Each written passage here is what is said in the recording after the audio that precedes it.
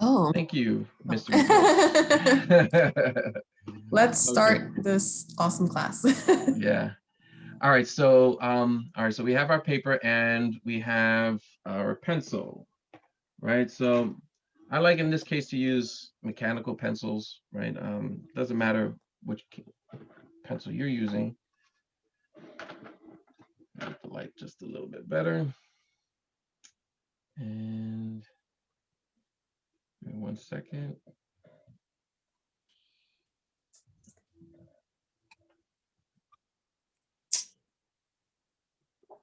There we go. All right. So that's good to go. And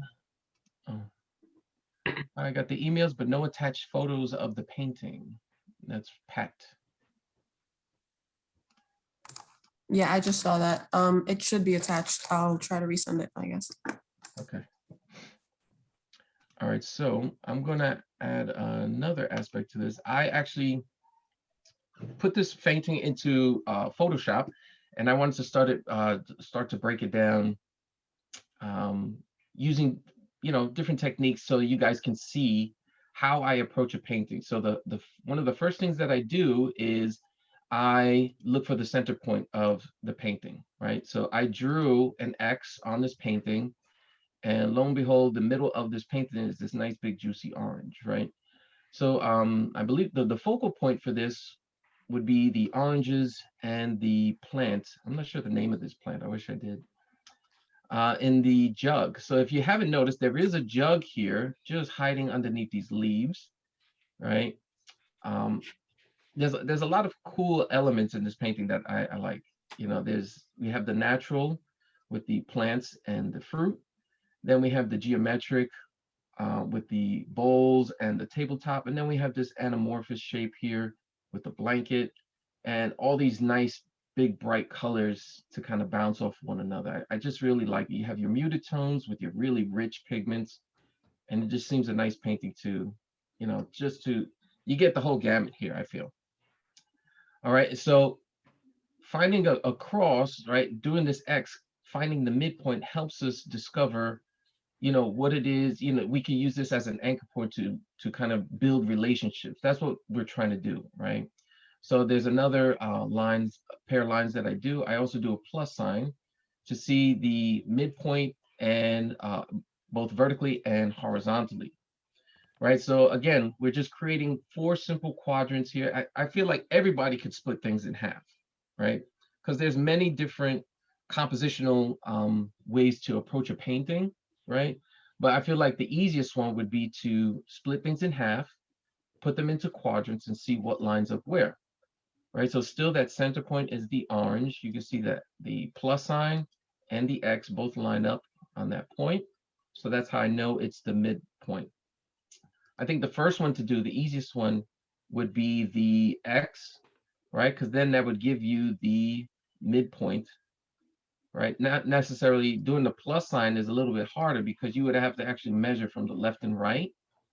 So if you didn't have a ruler and all you had was like a piece of wood, a straight piece of wood, the first thing you would do, right, on your printout or on a piece of paper, right, would be to draw an X from corner to corner, and you would find the midpoint. Then you draw a vertical line and a horizontal line through that midpoint, and you get your quadrants here, right? So you can see where the leaf kind of lines up on the top here. This orange, right, is almost bisected by this line. You can see what parts of the blanket line up where, right? So this doesn't break this line here. This white blanket doesn't break this line. The left side, you can see that this part here, this fold in the back, just bumps over it, right? And this is all I'm saying. We're going to use these lines to create relationships so we can accurately draw our subject here. So if we look at the bottom portion, right, everybody's just see a nice red block that I just popped up on there, right? You can see how it almost bisects the painting, right? And I would say it's off by just a little bit, right? Now we can use artistic license just to make it easier on ourselves.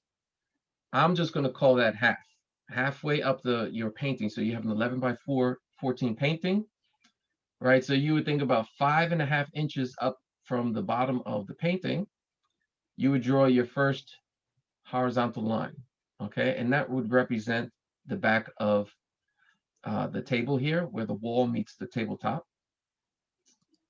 And after you have that, that would be your first line. Then your next thing here, I think we could do, proportionally, we could look at this table edge. So now you should see a blue rectangle at the bottom, right? And that represents this edge of the table, right? Where the upper plane, the top plane of the table goes 90 degrees, and we see that edge there. And if we look at that proportion, it's about a third of, it's about third. So if you look at this lower block here, and then we were to break this image into further proportions, this would be thirds. So it's actually about 3.5, right? So we have 1 block, 2, 3, and 1/2. And that would be our proportions for, oops. Sam, is this portrait or landscape? This would be portrait size, Okay. right? So landscape, it would be longer sideways, whereas this one we're doing longer upwards. All right. And then lastly, for the table, we have this void underneath the table. So it's a large section of shadow, right, just underneath. Okay. And if we compare it to this blue block, so once we have this edge marked off, you can see that this green section, right, or the shadow underneath, is about 1/3 of that blue block. Okay. So you can see how establishing just, a few lines, it can help you build, geometric things pretty quickly. Now, if we start to go to the more main elements, so we're still thinking simple to complex, right? So we have the simplest forms down, which were just 3 straight lines, right? Now we're going to go to the more complex stuff. So I'm thinking of the bowl here, right? So I want to look at that. I want to see the elements that make up the bowl. And so if I look at the ellipse on the top of the bowl, well, let's look at the proportions of the bowl first, right? So we have the top lip of the bowl, as far as we could see, right? It's a little obscured by these oranges here. Let me zoom in a little bit. Okay, so it kind of hides behind the orange. We can't really see it, but we can guesstimate. Then we have the bottom of this lip of the bowl, and we can compare it to the edge that we established down here, and you can see that it's halves, right? So the upper portion of the bowl is half the distance from our table edge in the back to our table edge down below. Okay, so now I can create an ellipse that lives kind of in this area that's proportional to the original painting. And then if we look at the bottom, you can see that this bottom edge of the bowl, if we have this proportion down, the bottom edge of the bowl is about halfway in between this portion. So you can see how I kind of block that off. So this teal section represents where the bowl ends, and then this teal section, you can see how it's about halves. All right, that's our proportions for the bowl. And I don't expect you guys to memorize this. We'll be going over this again once we start the drawing. Okay, so now what I'm trying to show up here is so this is the upper portion. So I'm going from the midpoint here, the back of the table, and I'm only looking above that. All right, I'm thinking of the whole rectangle as a whole, not necessarily looking at the elements in between. So if you look here in that midpoint of that X, you can see the tip of the jug lines up just about right in the middle of this section, right? So if this is the midpoint, just below that, you can see the jug. So that could help you anchor where the jug goes, okay? And if we look at the proportions of, in terms of that, right? So here's the top of the jug, and here's the upper portion. So you can see that your jug, the height of your jug, shouldn't be more than, it should definitely be less than half of this upper section, if that makes sense, right? So right here, this edge here, if I put a line here, so the distance between this line and here is less than the distance between this line and the upper edge of the canvas. Does everybody see that relationship? All right, I know you guys are muted, so that's okay. I hope you guys, I hope this is helpful. So now let's try to make a little thumbnail drawing. Okay, so this, we're going to try to do this pretty quickly. And 11 by 14, let's see. Trying to think proportionally what would be, so if we're thinking about, I'm going to stop sharing this. No, stop doing that. Okay, so 11 by 14. If we think of inches, right? If we cut that in half, that's 5.5 by 7, right? So we could do a 5.5 by 7 inch drawing, but that might take a little bit more time. We might want to do a little bit smaller than that. So if I was to break this into a proportion, say I divided 11 into 11, that goes one time. And then I divide 14 by 11.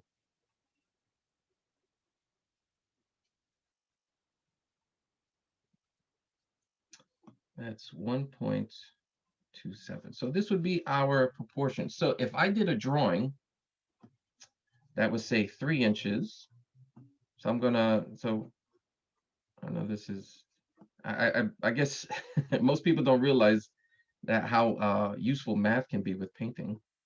But if I change this proportion from 1 inch to 3 inches, and 1.27 times 3, I get 3.81. We're going to call that 3 by 4. Okay. So if we do a 3 by 4 drawing, right? So 3 inches on top. So I guess this is where you guys could use your rulers or your straight edge. All right.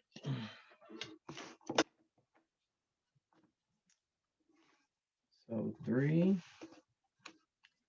by 4.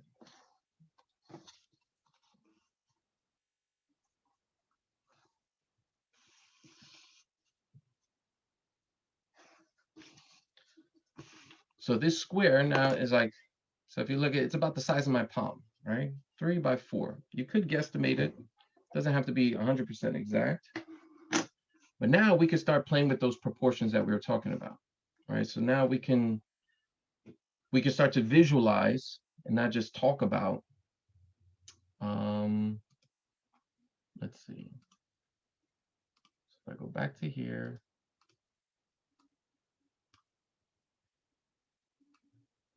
All right. So now can you guys see my my drawing area plus the picture to the left? I just need one Yeah. person. Yes? Yes. Okay, good. Okay, so now we're going to, oh boy. Let me take this out. Okay. So, I'm not going to draw the X and the plus sign because I feel like those lines, they don't help us out immensely, right? But it is kind of good to know that we have some kind of tools to help us figure things out compositionally wise. What I am going to concentrate are these blocks right here. So our first block, right, we're just going to take our drawing and we're going to cut it in half. Okay, that's going to give us the back of the table here. Next proportion that we talked about was the blue section here. So this is taking into consideration the edge of the table all the way down to the bottom of the canvas. Okay, and we said it's about 3.5 of this, so roughly thirds, right? So if you guesstimate thirds,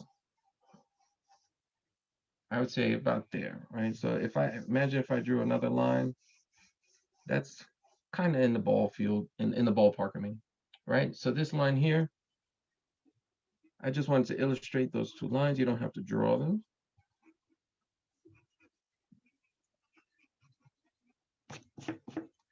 But it's immensely important that you guys kind of follow along with this portion of the painting, because this will kind of cement in your mind the ideas of proportion, where things going, because no matter what size that you work on, all these proportions work, they scale up. So once you go to the canvas and you look in the painting, even though it's much, much larger, the proportions still line up, and it's a lot less intimidating after you have some kind of roadmap in your mind of how you want to build your painting. Okay. And this is usually, why is this not going? This is usually the workflow of most professional artists. Okay, that's better. All right, so it's very rare that a painter goes straight into a painting, a professional painter, without some kind of preliminary homework. Okay. All right. So we have our first two lines, midline, table edge. Now we're going to do that shadow portion underneath, which is in green. And we said the green is about a third of this section here. So if we break this section into a third, roughly. So I'm guesstimating with my eye. That roughly looks about a third of there. Now we have the tabletop, table edge, and shadow region underneath. All right. Okay. So now bowl proportions. Okay, so now that we've established this table edge here and this table edge here, so the back edge and the front edge, we can start to build the proportions of the bowl. So if you look at on the Photoshop drawing over here, you can see that it's roughly cut in half.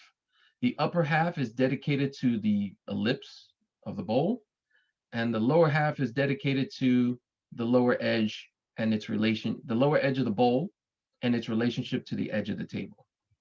So, one other relationship. These purple boxes represent the distance from the edge of the bowl to the edge of the canvas. Okay, so you can see how this box is a little bit smaller than this box, right? This looks a little bit more like a square. This looks more rectangular. I would say just make them both even, right? We could take a little bit of artistic license and we can move it over just a little bit. So we can first cut it in half. Right, so this line represents the upper portion of the bowl and the lower portion of the bowl. Now the boxes on the left and right, so I can draw a rectangle here,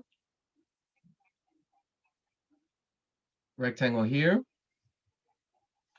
and now I've created a home for my ellipse for the box. I'm sorry, an ellipse for the top of the bowl, right? So now imagine these lines, right? They're going to go away eventually, and we're just going to be left with a bowl. So the same thing here. This box, this vertical line here, and this horizontal line here, they'll eventually disappear, and we're just going to be left with the bowl. So now you can work into this space, the bowl.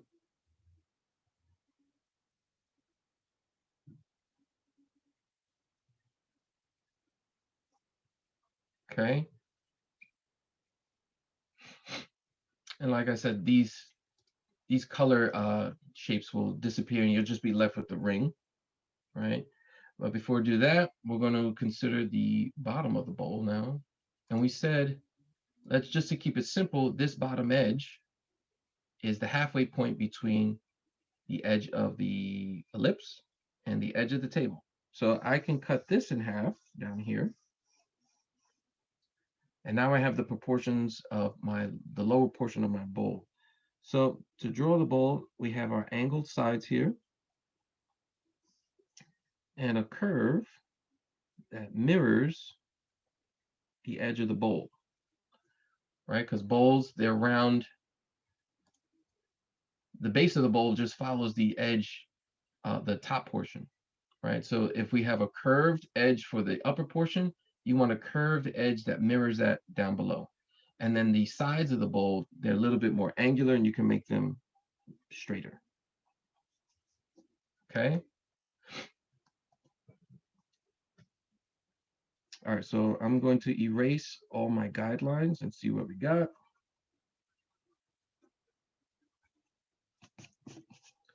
Now this is the really advantageous part of drawing small, right? You could draw very rapidly while, studying all these different relationships. Okay, so now we have our bowl exactly where it is, or pretty much close to it in the painting. All right, so next let's start with the fruit. So if I go back down to my plus sign, I mean, is it absolutely necessary that we use the vertical mark to kind of mark out where the fruit is? Not really, right? You can kind of guesstimate. If you look at where the fruit are, right, you can see that this fruit is, let's talk about, I guess, the order that we see the fruit. The first one up front and center is this guy. And then the secondary fruit would be the lemon and this orange to the left. Why are they secondary? Well, because they're being obscured by this orange and only this orange. So they're only obscured by one fruit. Now this orange would be next because it's obscured by two fruit, this orange and this one. So the hierarchy, this is first, these two guys are second, this one is third, and lastly, this one is fourth because it's obscured by almost all the fruit. Okay, so just looking, I guess guesstimating, right? This fruit is about halfway up the bowl. So from the edge to the middle, it's about halfway. And it's pretty much central to the other fruit. Okay, so it's central to the other fruit. And it goes up about halfway. So there's my first orange. Then my second orange to the left. I have a lemon on the right.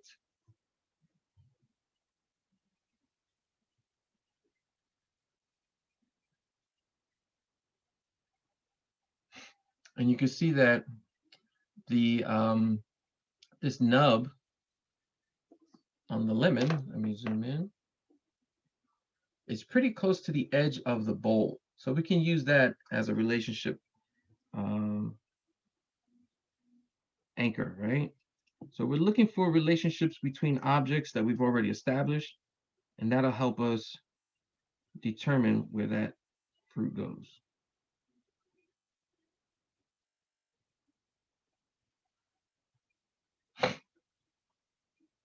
Right, something like that.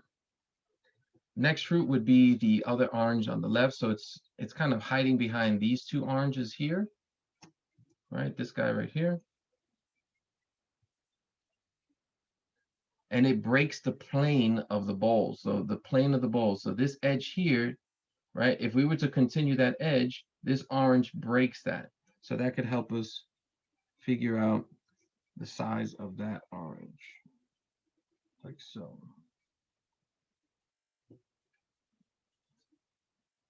And then the orange in the rear is the largest one.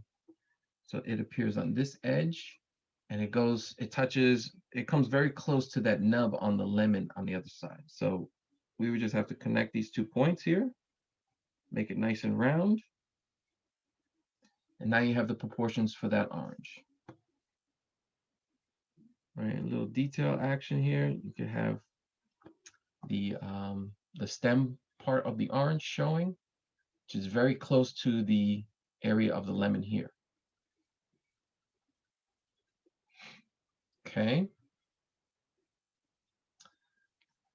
All right, so I'm just going to stop sharing real quick. I just want to see with a thumbs up. I'm going to go to, oh, everybody has their cameras on. How's everybody doing so far? Is everybody with me with the drawing aspect? Anybody in the chat? Sam, just letting you know, we actually started directly drawing on the canvases. Okay. Just FYI. Okay, that's fine. And it works. Thank you Okay, for the good. details, detailed Good. explanation. All right, good. All right, so I'm gonna go back to this Photoshop. Okay. All right, so next, we can start to tackle the I keep calling it a blanket or a cloth. Let's call it a cloth. All right. Okay, so now that we have the fruit in place and the bowl is in place, now we can start looking at the shapes, the kind of like the standout shapes of the blanket. So here we have the blanket laying inside the blanket. It's coming in contact with the lemon at the base, and it covers this edge all the way to the rear over here. So that's a good anchor point here that we can look at. It angles, right? It comes out over the edge. Now look at this point, this fold point, right?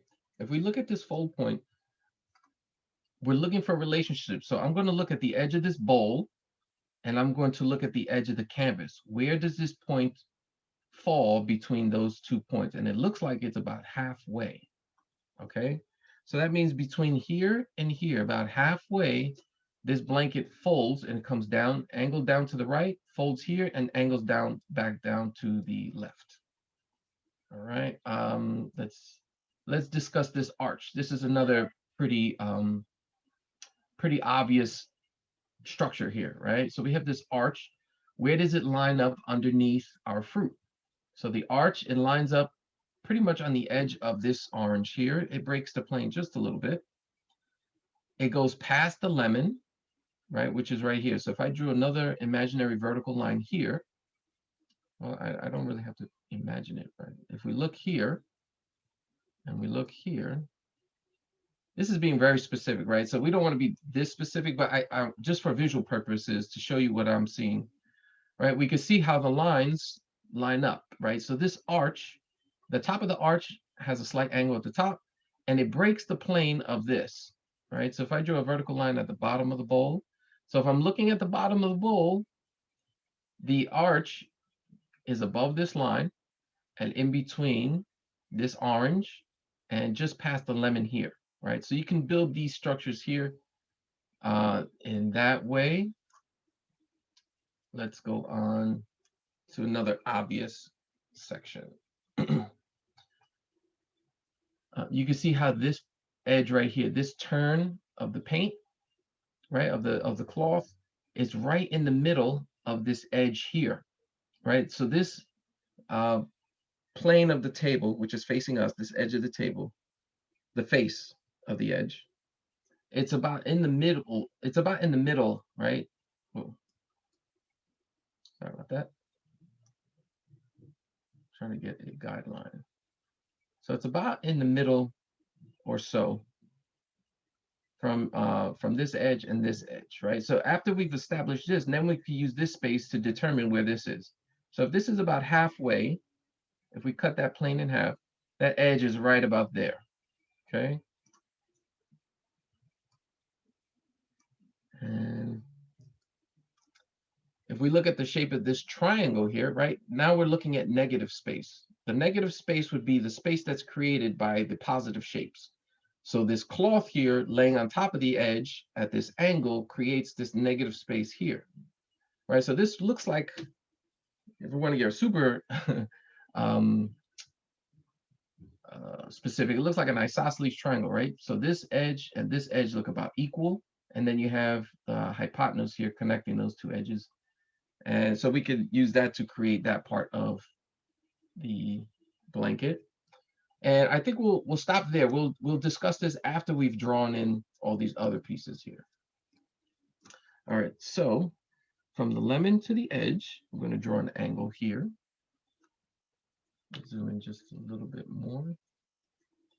I have my blanket coming around the edge, and I said about halfway, right about here, the blanket turns in space,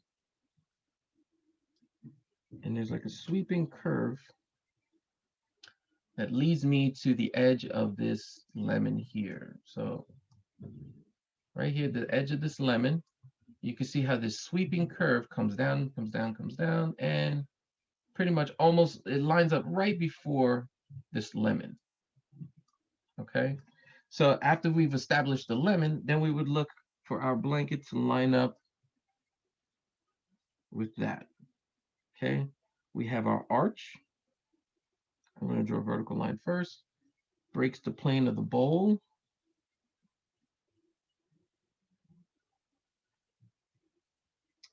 And comes down to the orange here.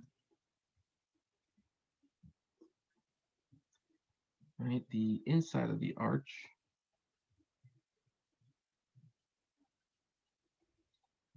The point of the blanket lines up with this orange again.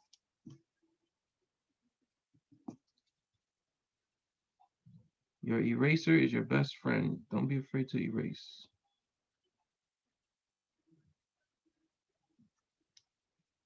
A little bit of an angle.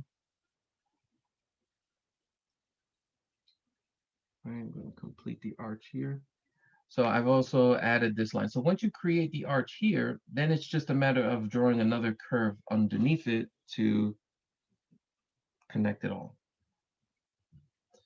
And last but not least, there's a little bit of a fold here, right? So we already have this edge of the bowl, and then we just add this fold line here, and that'll complete this side of the blanket. And there's a little bit of a triangle here, a shadow shape created by the fold.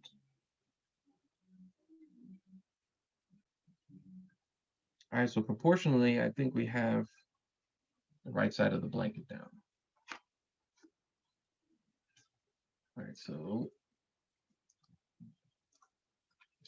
if we look at this barrel fold here, right? So it has this barrel shape to it. If you look where it lines up, it's more or less even, or it more or less lines up where this orange here meets this orange here, right? These two, there's right at this intersection. So we could just imagine if we're looking at this intersection here and we move in just a little bit, right? That's where our barrel fold will be.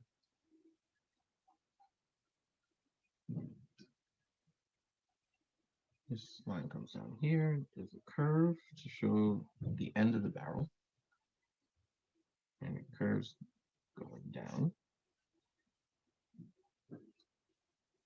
And now this other edge of the barrel, we can complete that. And that would be this line here. And it goes up right upside to the underside of the bowl, right? So it has a nice sweeping curving line.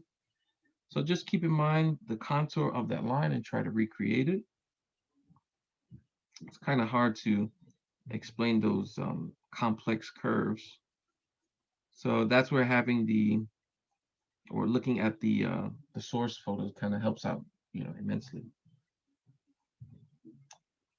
Next, I'm looking at this negative shape here. So it looks like this pointy kind of white shape here. Almost looks like a white Hershey kiss. So in between this edge and in this edge, I'm looking for this point here, and then this broad base over here. So it's very close to the bowl.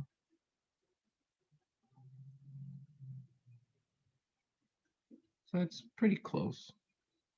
But again, this is just a preliminary drawing, right? Then we have our isosceles triangle at the corner.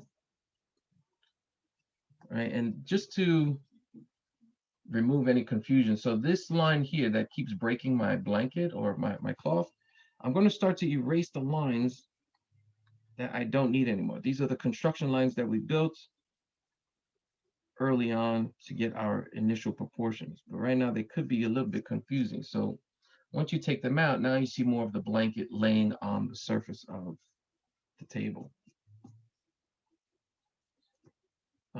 If you want, I wouldn't recommend doing this on the canvas, but you can, like if you're drawing on paper, just to knock this down and create that shadow. Yeah, I would not recommend putting this much graphite on the canvas. Okay, but this does help me visually see what I'm seeing on the picture here. Okay. All right, moving on to this weird shape in the corner. Right, so what I want to look at first is the outside contour line of this shape. So I'm looking at it as a whole, right? Don't mind the inside shapes. Block them out. Let's see if I can help you out with that. I'm going to create another layer here. I'll use my brush. Let's see. Oops. Yeah, I'm gonna block all this out, and we're just gonna look at the contour that it makes. Right. All right. So if you look at that shape, it kind of looks I don't know, what could we say it looks like? I don't know, it's like this weird anamorphous shape, but I wanted you to focus on the outside. So at the top you have this weird little nub that breaks the plane. So that's the thing that stands out to me. I'm looking at this back edge of the table, and we have this little nub here, and also this little triangle. So I'm looking at the positive shape, and then the negative shape that surrounds it. So here I have a long triangle, and here I have kind of like a short triangle. I'm looking at this edge here. So if I was to draw that nub, right, I'm looking at the triangle that it creates on the right, right, because it comes in contact with the edge of the bowl. And then I'm also looking at this shape over here. And if you look at the edges here, so the bottom of this triangle here, right here, lines up almost perfectly with this one over here. So that's how you know if you're in the right area as far as that goes, right? So positive and negative shapes, they're great ways to kind of check your work. I'm going to remove these guidelines. Okay, so now we're going to go down here, and we're going to see where the bottom shape lines up with. Okay, so you can see it lines up with the arch a little bit, right? It's above the bottom edge of the bowl, and it's kind of like in between, right? So I'm going to look at the bottom edge, right? The arch, so it's pretty much right in here. And after I establish that shape, oh, I forgot the second line for this fold over here.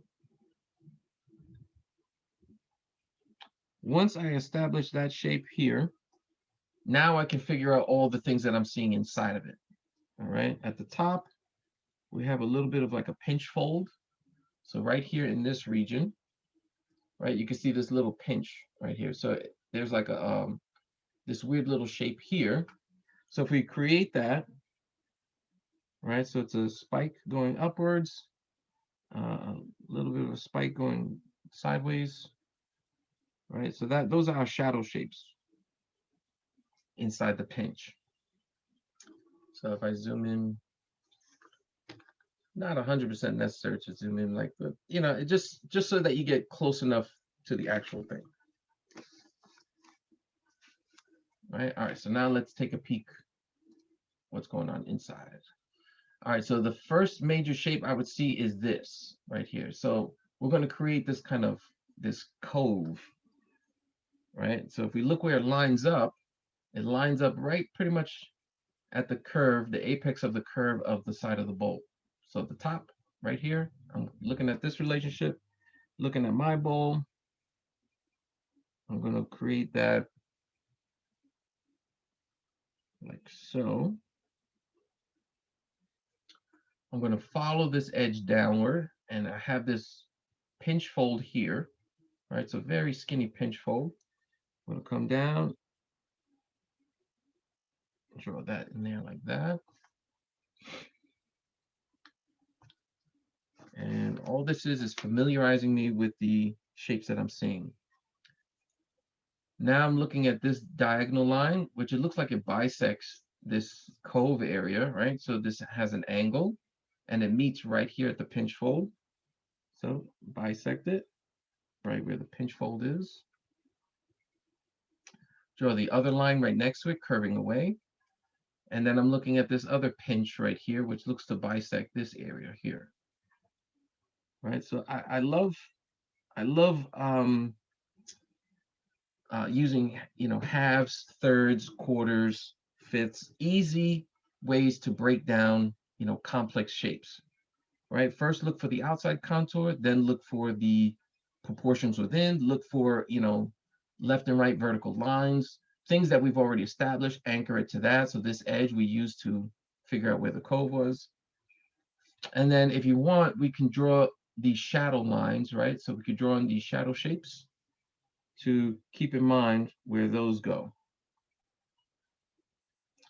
Right? If you're drawing on paper, you could even add a little bit of color to it. If not, I wouldn't add those shadows, not on the canvas. There's a little bit of shadow on the left-hand side here, on the right-hand side, I should say.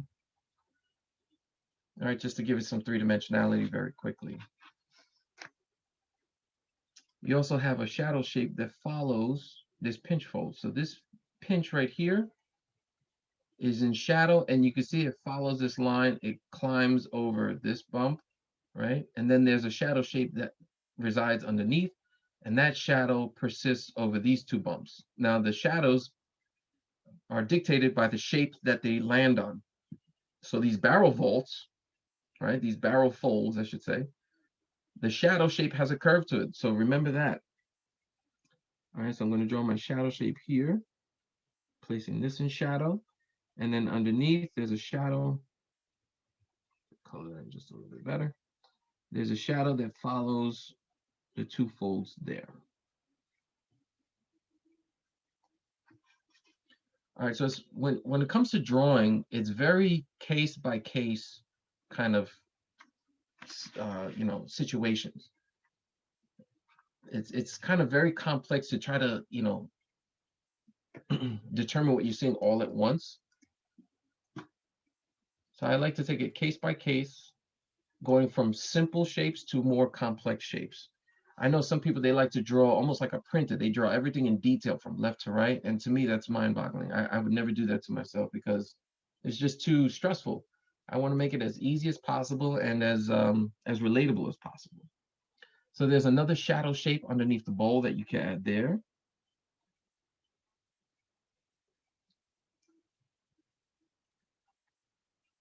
If you're working in pencil and paper, you could give it just a little bit of value.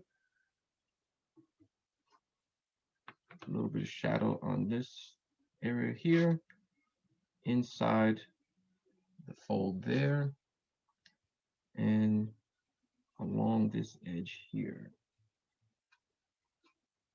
All right, advantages of drawing small, you can color in things very quickly. And you can see how we've pretty much rapidly got the proportions of this drawing down, the lower portion anyway. And once you get the hang of this here, right, this is kind of like our testing ground, we'll be able to tackle the leaves above, which is really the true test of like observational drawing here, because there's a lot going on. I don't want to forget these shadow shapes. So the shadow that follows the form of the blanket, we want to look at those shapes. Look at those shadow shapes. We don't necessarily have to follow the blanket. Just look at the shapes here and just follow those. Let's see. So we have this shape here. Follow that edge. Follow this edge. It meets at the bottom of the barrel, at the arch, I mean. So I'm following this line, right? I'm leaving a little bit of space. So I'm looking at the relationship between this fold and this shadow. So look at the distance here compared to this, and then you make a judgment, right? So I looked at the different spaces, followed up close to the edge of the blanket, came around the corner. It goes a little bit more to the left, right? And then up to the edge of this arch here. And if you want to add a little bit of color,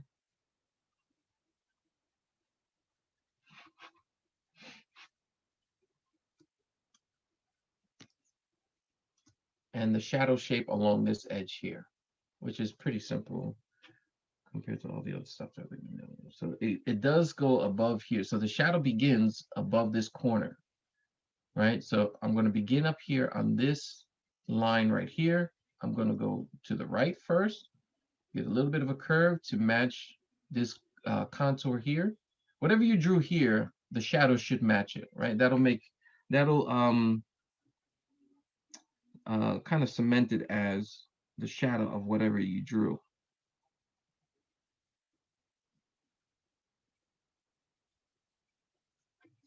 And I'm going to add again, just a little bit of tone. All right. So inside my fruits here, there's a little bit of confusion because I still have the line of the bowl and the horizontal line of the back edge. So I'm going to clean that up a little bit, just so it reads a little bit better.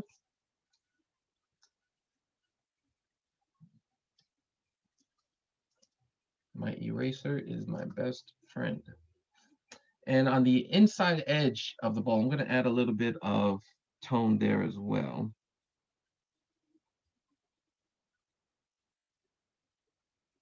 Because that edge is in shadow.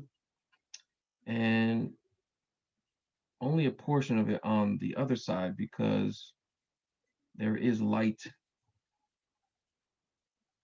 entering this edge of the bowl. So you can see the bright yellow versus that mustardy yellow right here. So there's just a little bit of shadow here towards the bottom. Right, our blanket is somewhat obscured by the fruit. And as of right now, I'm not going to worry about the shading of the oranges so much because I want to get to the jug.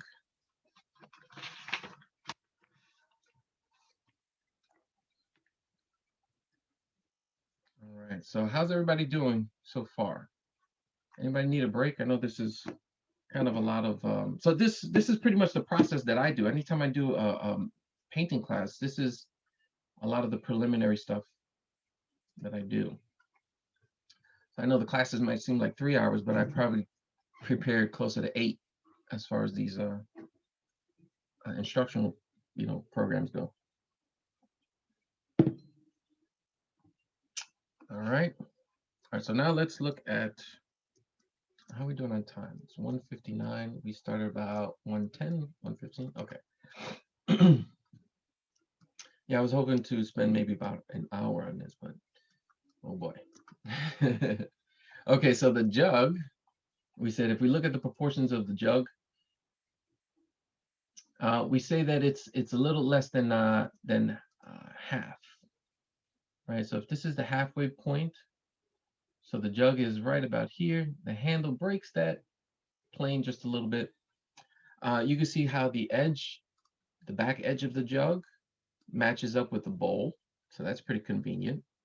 Okay, and then the jug handle is in between the blanket and the edge of, so I keep calling it blanket, the cloth here, right? So this edge of the cloth and the edge of the bowl, our jug handle comes right, it's in between those 2 points. It comes right before the point here, right? So that's how we can kind of guesstimate where this goes. And then the midpoint for the painting, right? It lines up right smack dab in the middle of the bowl. That's where the tip of the jug is, right? So we've created kind of this home for the jug to live in. And we're basing it all on the relationships that we drew prior to that, right? So we have the main body of the jug in this section here. And then we have the handle, which protrudes from there. And then we could see the right extremity here kind of coming right before the point of the cloth. So let's do that. All right, so we have the midpoint here. And we said, if I'm looking about halfway, if I split this about halfway, we said the top edge of the jug is just beneath that, about there.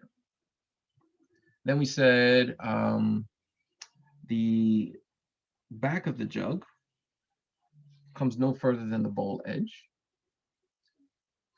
And we said the handle is right before this point of the cloth.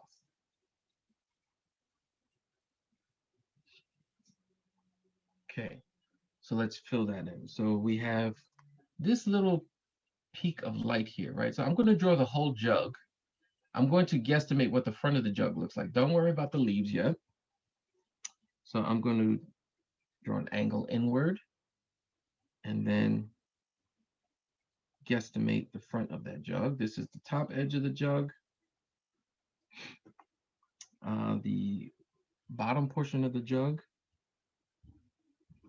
There's this curve here, the bottom of the jug. You can see where it's touching on the cloth here, right? So it starts here, it goes outward towards the edge of the bowl, and then curves back in. Okay, so I'm going to start here in the blanket. I'm going to curve it back in. And I'm going to draw it as if the handle doesn't exist just yet. Okay, I'm going to add the handle in. So I guess one of the advantages of taking a sculpture class is I think three-dimensionally. So I think of simple shapes and then I add shapes on top of that. So just like you would do with clay, right? You have a big piece of clay and you want to add a handle. Think of adding the handle as another piece of clay on top of that. So I've established the main shape, and now the handle, I can add on like a piece of clay to the back, and then add the inside of the handle, and then erase any of the lines that no longer serve me.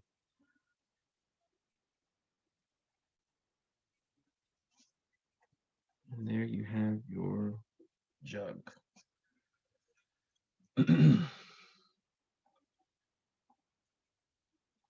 So now portions of the jug I'm going to use to anchor all the leaves.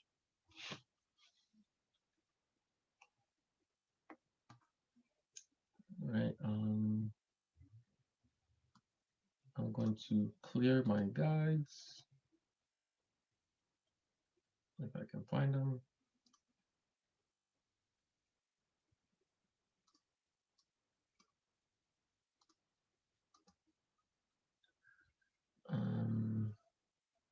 Where are my guides? Might be under view.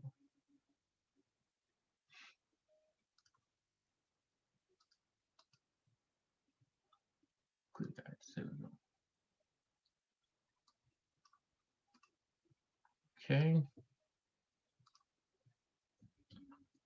All right, so here we get to the really fun part. How do we figure out where do all these leaves go? So, like I said, we can use parts of the jug to anchor those other leaves. So I feel like these two leaves, they're all by themselves. That's fairly easy. These three leaves here, right? Think of it in order that you're seeing the leaves. So this one is the front. This is the first one you draw. The second one would be this one, right? Because it's the next in order. And then lastly, this leaf in the back is hidden by these front two. So this would be the last leaf that you draw, okay? And I know we initially drew our whole jug here. You're going to be drawing through the shapes that you have seen here. You're only going to erase once it becomes a little too confusing.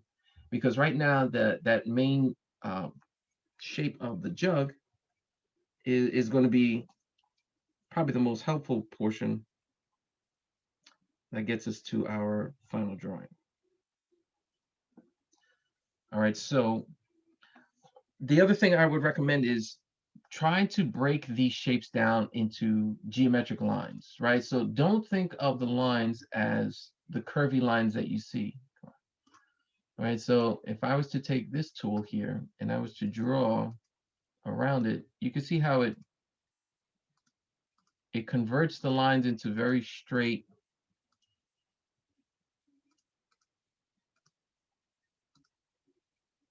All right. Okay, so if I was to fill that in,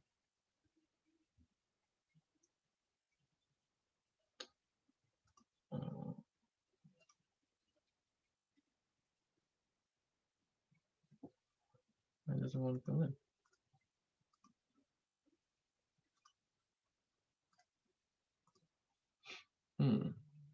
All right, so if I was to fill in this section here, You're on a layer that is not seen. oh, thank you. Okay, back in action. You know, I did that about a dozen times when I was making this. Right, so if you look at the edges, right, they're fairly straight. So that's, I want you to break in all these curvy shapes. We can always do that with paint later on, but as far as placing them in with pencil, think of quick, efficient lines to get you the rough shape of that leaf. Okay, so let's start with this one. So right where the handle meets this leaf here, right, you can see that's the origin of this shape. So another important factor are these negative shapes as well. So each positive shape creates a negative shape. So these voids, you can see it's much easier to draw these little voids. These are little shapes that we can build up very quickly, right? As we're building up these positive shapes, keep in mind these little voids. If you see these little voids, you're on the right track. If you don't see them, or they're a very different shape, then you know you have to adjust some things, right? So these little pops of blue in here are little blessings in disguise, because those are going to be able to inform us of our actual drawing. Okay, so negative shapes, always, always, always a useful tip and trick to help us draw, recreate a drawing. So same thing down here. If you look at these shapes here, well, let's work on this one first, since that's the one we call it out. So I'm going to go above. Let's see if I look at, oops.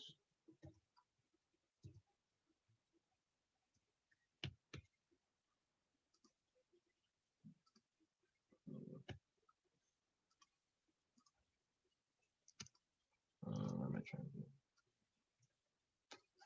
All right, so this is that midway point, right? So you can see where that leaf is, right? So this is why it's important to establish, you know, midpoints, right? We have our up and down, left and right.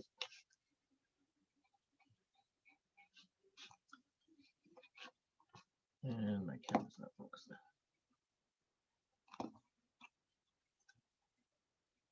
So let's try to put in that leaf shape. Oh, you can see that it obscures, well, the handle, way off.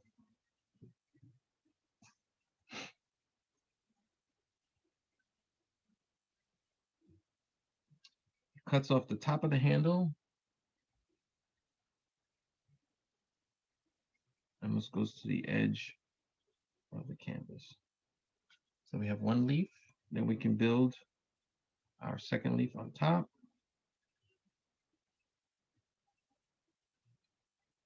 And then our third leaf above that. Let me zoom out just a little bit. Right, so you can see where this edge, this point of the leaf kind of lines up with our jug here, our jug handle. So up here, this is where my leaf anchors there. And we'll close it down just like that. So now I don't need the top of that jug, so I can cut that off. All right, so we have our first three leaves there. The two leaves underneath, just going to guesstimate just a little bit. So I'm looking at the space between these two leaves here. It's very little. Kind of a step, the contour of this coming down. Zoom in a little bit.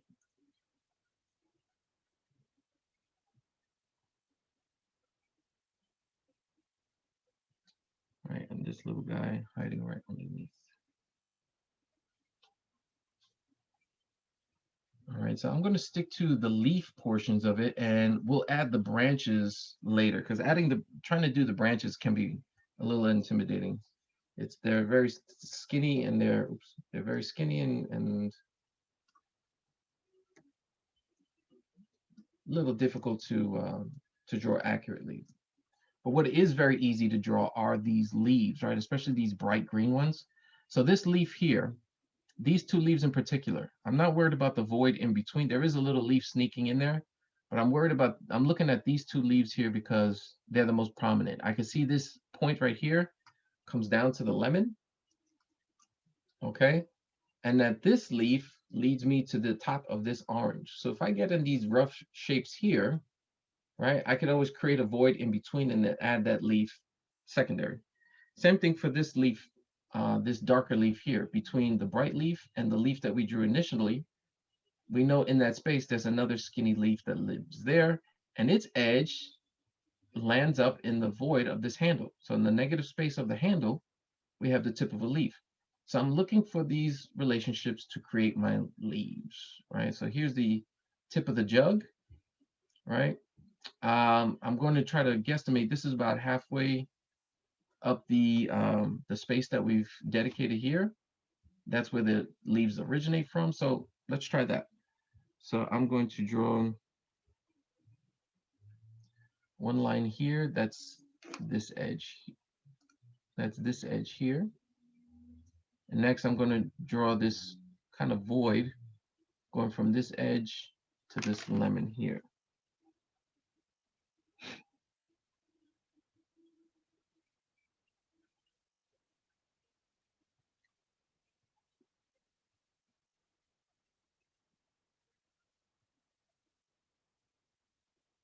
This leaf. If you look at this edge of the leaf, it breaks the plane of the lemon. So if I'm looking vertically, match it up to the lemon, you can see how this leaf breaks that plane. So I'm looking where my lemon is. I'm looking at the edge of the leaf and I'm breaking that plane.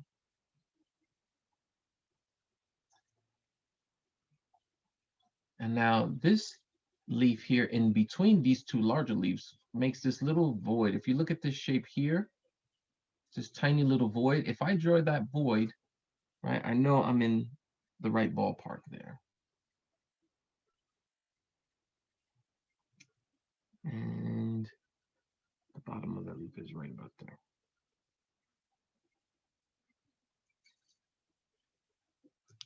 All right, let's go to the other side.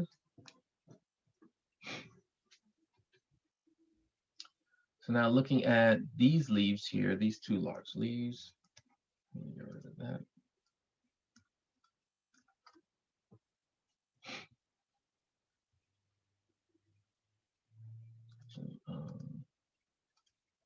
Yeah, so you can see the top of this leaf is at the halfway point. Let's scooch over. So this halfway line that we drew there, that's where that curvy leaf to the left, right, that big bright green one, is just touching that line or maybe just before. Now, if we look at the tip of the leaf, where does it line up? It lines up with this kind of shape down here, right? So we know we're in this quadrant here somewhere. The tip of the leaf is maybe right about here, because now I'm judging the distance between this line and the line, the edge of the table. So I'm looking for where this lines up in this region, all right? So this is the biggest leaf and it's in front. So this is the one I kind of want to anchor in first, and then I could build the other shapes around that one. So I know the point of the leaf is right about here. I'm going to curve up to that line. And the leaf, the origin of the leaf, where it connects to the stem, it lines up with the tip of this jug. Everybody see this kind of a junction point, right? So this leaf comes here, the leaf underneath that comes here, and the leaf underneath that one comes there also. So this is kind of an important point. So we can anchor it with the tip of our jug here. So just above it, right about here, we're going to have one leaf anchored.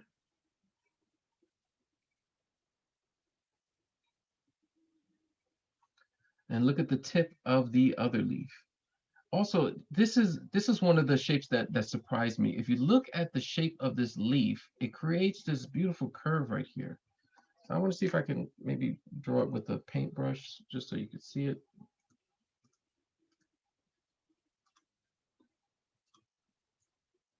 All right. So right here,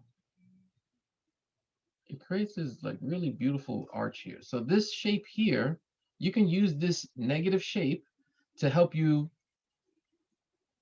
draw the profile of these two leaves, right? And you know the other tip is just underneath this point here, right? If we look at this relationship here,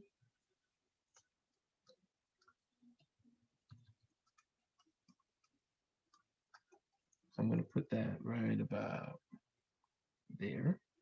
And then we can draw that kind of like beautiful shape that we saw. So curves in, curves out, down and out.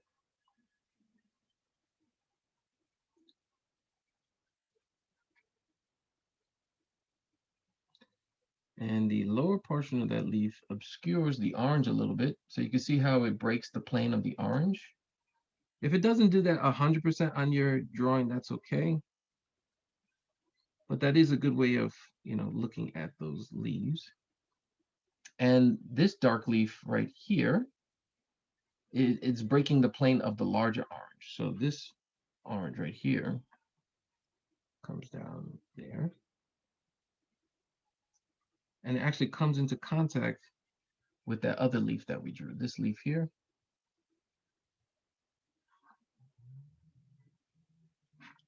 Now the front, this edge here is the front of that jug. Now you can see it doesn't belong there because we have a leaf obscuring it. So now all those relationships that we created before, they're coming to fruition now. So we have this little void, which represents this little void right here. Right, so I'll draw it in red. That void is there. And then this void in front of the jug tip is this guy right here. So, I mean, so far so good. If you guys are on the same track, good job. Right, so now other voids that I'm looking for is this little weird kind of, it looks like a big pipe. Right, if I draw this shape, looks like a pipe. Kind of, sort of, maybe. All right.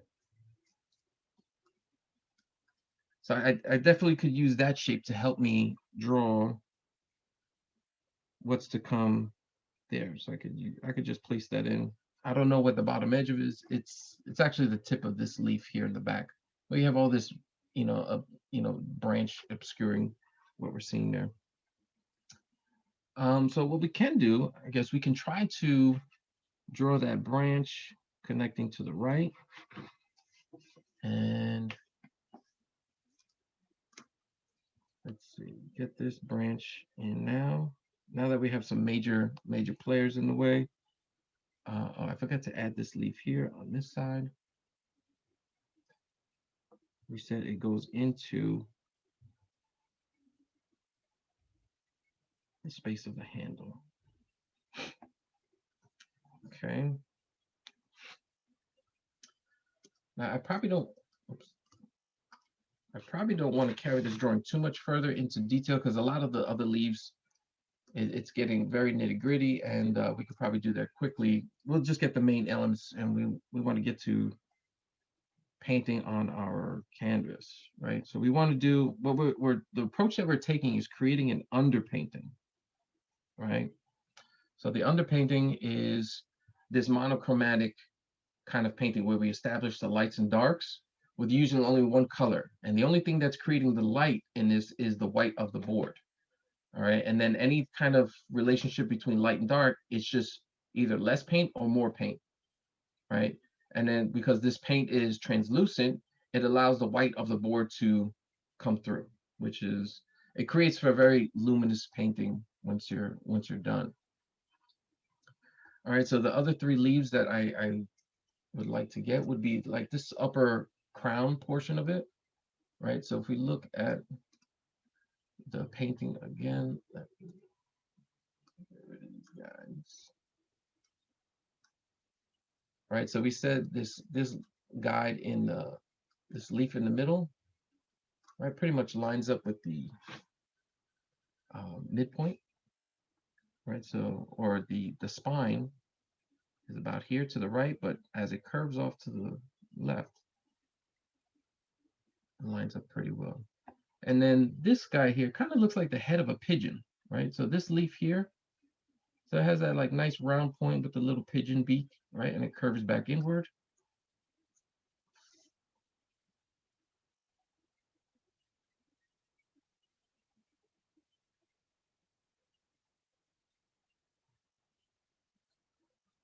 And then I can kind of place in my other leaf figures fairly rapidly, just sketching them in the voids that we've created.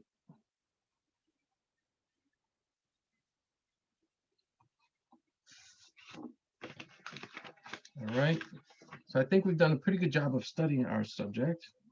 If you want to add the spines of some of the leaves, you can do that. One of the other things I would do would maybe to draw in the shadow shapes that exist on the leaf. You can even establish some of the lights and darks of the leaves that are obvious, right? So those two last leaves that we did, they're pretty dark. So they stood out to me. That's why I put them in very quickly, because they stand out. And then down below, we have these two leaves by the middle orange. They're very dark. They're almost completely obscured by light.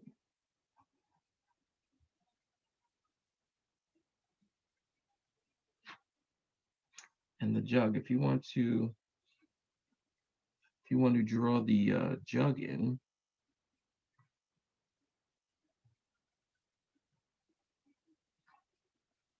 just to really drive home the idea that this guy is probably the darkest feature in the whole painting. And there we have our drawing. Okay, so this is like the 5th time I've drawn this. So this is, remember we established our scale in the beginning. So from 11 by 14, a 3 by 4 is pretty close to 11 by 14. It's really 3 by 3.81, right? But you round it up to 3 by 4, right? This one is closer to about 8 by 10, right? So this was my other drawing, and I was much more careful with this, with my proportions and my drawing. And then of course, I after doing all that, I projected it onto the canvas. But it's important to maybe to approach with the drawing first, because you'll intimately know, right, what the pieces are doing, where they're going, why you're doing what you're doing. Sometimes using a projector without doing any preliminary homework, or having years and years and years of experience of drawing, you get lost in the lines. You'll start to draw a line, you won't know where it goes or what it belongs to, right? So using a projector without a drawing, you kind of lose that sense of purpose, right? That North Star. You don't know where you don't know what your destination is. So it's very easy to get lost and get confused with the lines. And it's really, when you project something, you're getting it in full color, right? You're getting all the information, which is very hard to simplify, at a first go, right? So if you have a projected image and it's all in color, you haven't really looked at the relationships, right? The proportions or the composition. It's very easy to get lost in the sauce, as they say. Okay. So I know some of you guys went straight into your canvas. How many of you guys, if you want to put in the chat, how many people have completed the drawing on the canvas?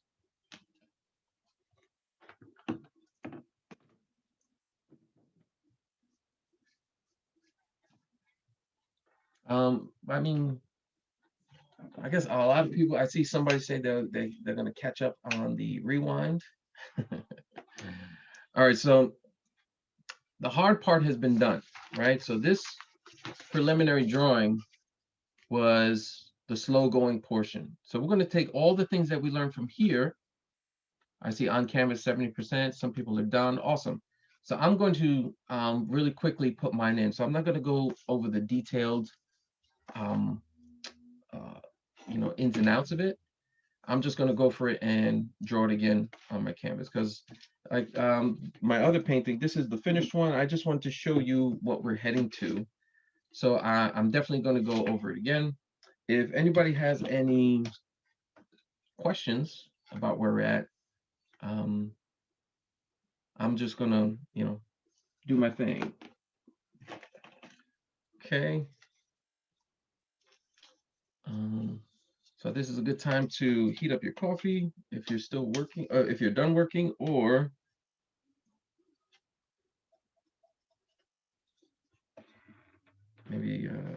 just keep on working, right? So here's my halfway line.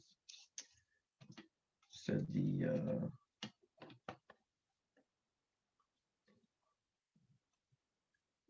was about a third, right?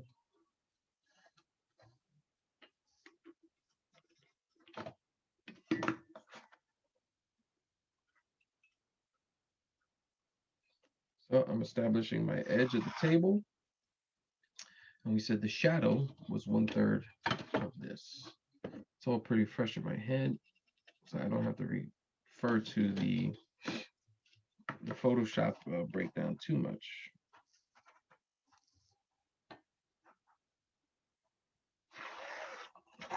That's why I like working in simple proportions. It's very easy to remember simple proportions. So I know the bowl, the edge of the bowl is about halfway between this edge and this edge. Zoom in a little bit.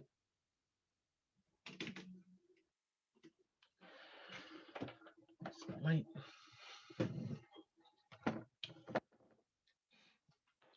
And I definitely I need a rectangle on either side for spacing.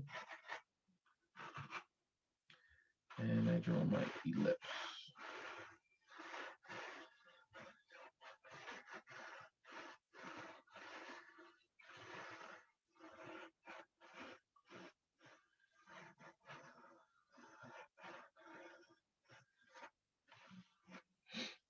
Okay, and then we said halfway in between here is the bottom edge of the bowl.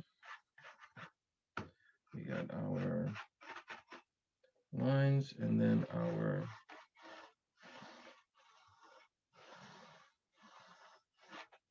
edge of the bowl. Cool. Okay, and we have our central orange.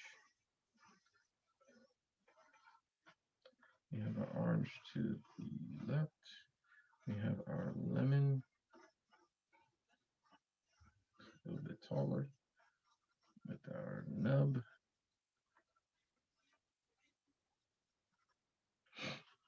Let me go back.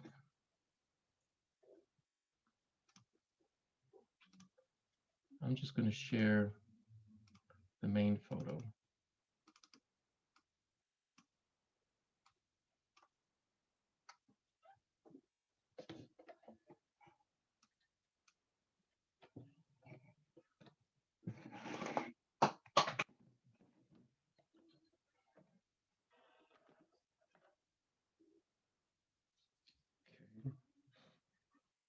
Orange over here breaks the plane of the bowl.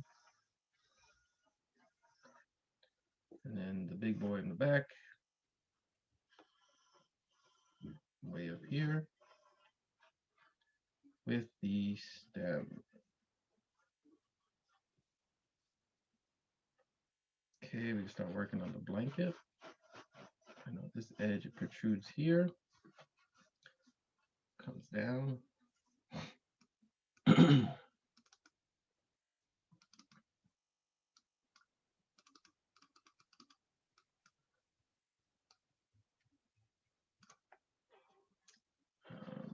Below that curve.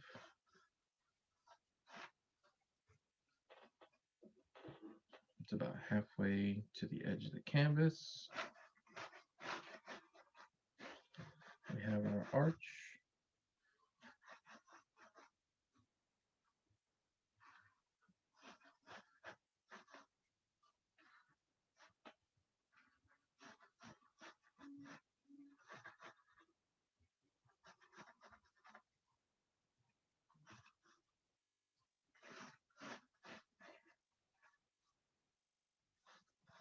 Down to the edge of the table, curves back up.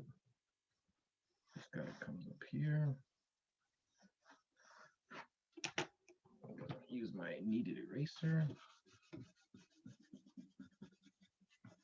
So it's important when you're drawing on the canvas to press as lightly as possible. I was trying to think of an analogy for that, and if you've ever played that game with like a little tiny newborn baby, you know, little babies, where they're laying down and you kind of put the blanket over their head and you pull it across their face, right? You can imagine that blanket just kind of lightly touching their face and dragging over, then they're kind of laughing, right? Think of the pencil like as the blanket. You want to very lightly just draw over the canvas, right? You shouldn't be pressing with any kind of firmness to it. And you can see I'm holding the pencil with an overhand grip. That makes it a lot easier to draw with my hand out of the way. If you try to do this, the tendency is to put your hand on the canvas and draw on this. There could be a lot of smudging that goes on. So if I ever need to support my hand, I'm using usually my pinky, right, to slow it down. Very rarely will, almost never, my hand will come in contact with the canvas. So back to the arch.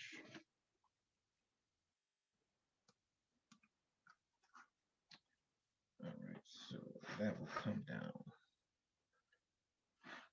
here.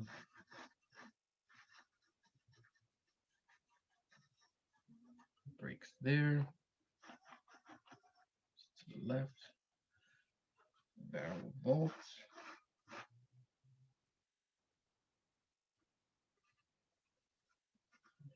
Curve. And S.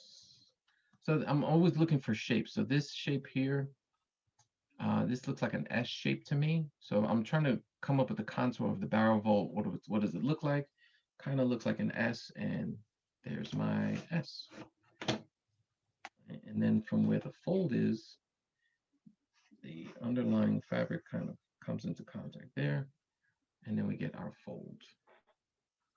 Next.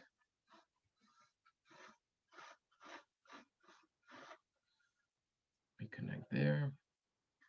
I need my little pointy shape, right? It looks like a white Hershey kiss.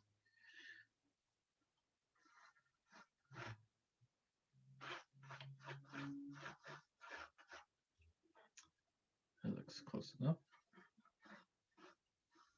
And I feel like in an exercise like this, a painting like this, close enough is good. Because right now it's like your interpretation of a painting, so it's an abstraction of an abstraction. So we're not looking for photorealism here.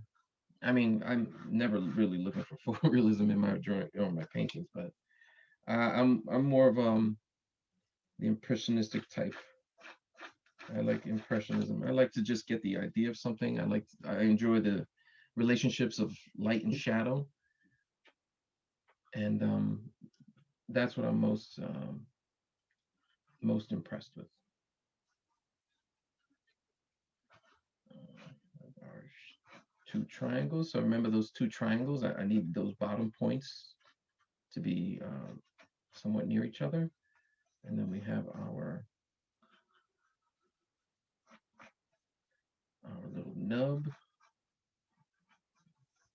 our little shadow shape, right? That's where the little spike, the upward spike, and then the spike to the right. And then we said our little weird little shape, kind of like this, and it curves back up. Barrel vaults here, pinch. So you can see how fast and how much the drawing is kind of helping me. I'm remembering all those little idiosyncrasies that I created, right, to explain what I'm seeing on a much smaller level. So my larger drawing, which in actuality should take longer because it's the bigger drawing, is actually going very, very quickly.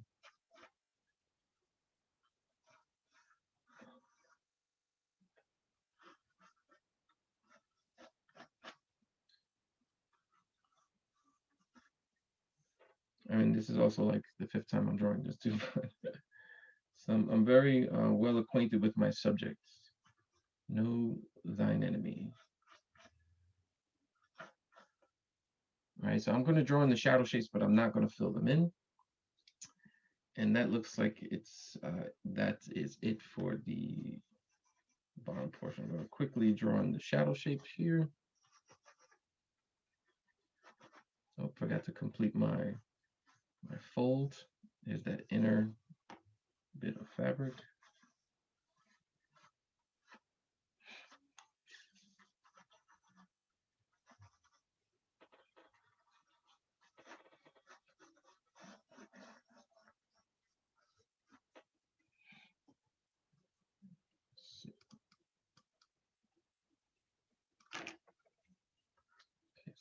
comes out.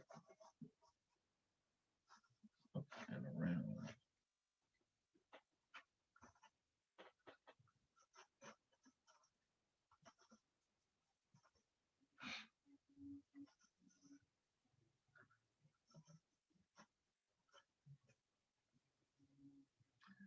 All right. I'm going to remove some of these lines inside my oranges. They won't totally go away, but as we layer our paints later on, hopefully, depending on how hard you press, right? Because we will be covering them.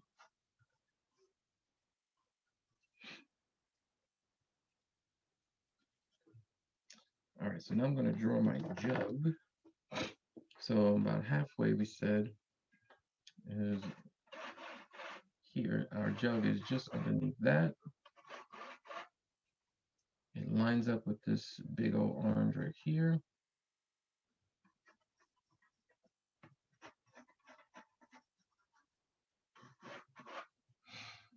And the outer edge curves just above that back table line.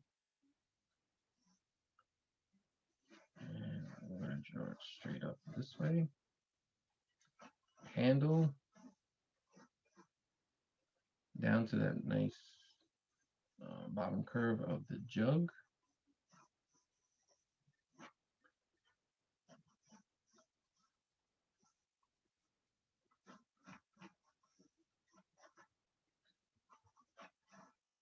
All right, so the reason why I chose this approach is I want you guys to feel confident to take any subject, not just wait for these classes to come around, but take these concepts and these exercises, right? Because that's what these really are.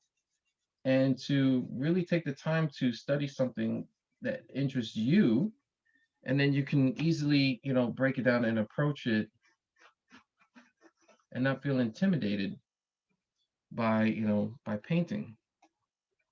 I mean, the majority of the time for my in-person classes, I come in with a pre-traced canvas or a subject that's very geometric where we can paint it in, fairly simple. But something as complex as this requires some homework. All right, and for the majority of painters, professional painters, this is kind of like the meat and potatoes of what we're doing. All right, so now we get to the tricky part.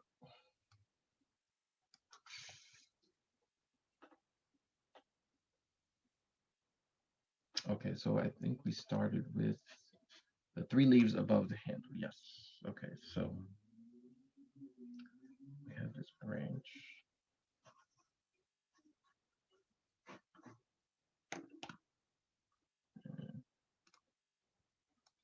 Move this over here.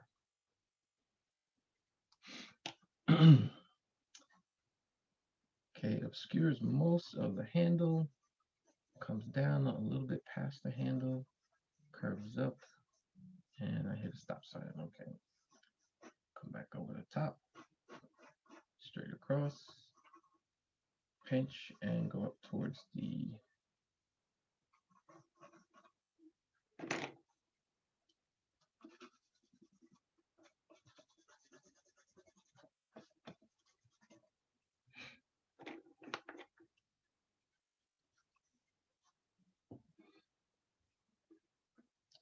right. Now the second one, I'm looking for this space here, this negative space in between the leaf. Let's see, can I zoom in there? There we go. So this space right here, I'm trying to look for that void, and that'll help me describe the shape of the leaf above it.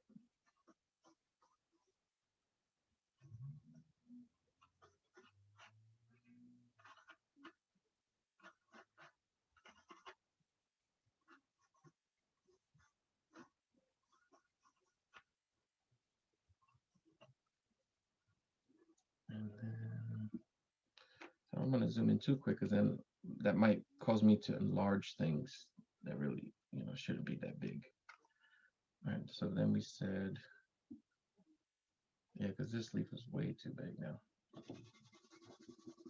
So that's the one tricky thing about using references on the computer. So if you want to zoom in to see something, it may cause you to magnify it on your canvas, right, or on your drawing. So it's kind of important to keep a constant size, just so you don't over blow things up. All right, so this is about here. See, now I'm nervous that I'm blowing stuff up. I think it was a little bit higher. All right, about here.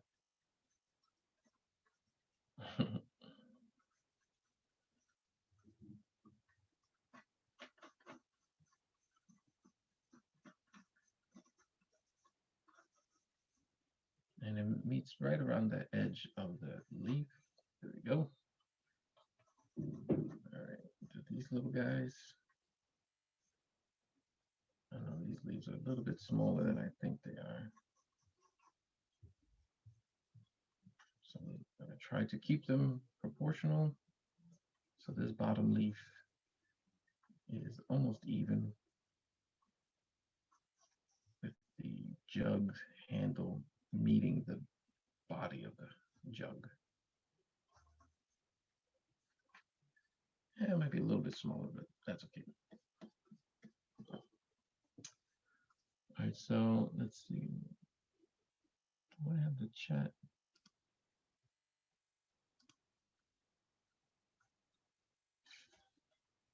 I can't see the chat just now. Okay, so I'm going to keep on going. So the midpoint about here. Next leaf I'm doing, the big green guys on the left. And we're almost home. So it's just underneath here. The point is right about here. This is my halfway point, I said. Curve up and over. And it's going to line up just above the tip of the jug. I'm going to come back at a decent angle. And I'm going to try to get that nice shape that we would describe. So I know if I get that shape down, this kind of curly Q shape, maybe make it a little bit bigger.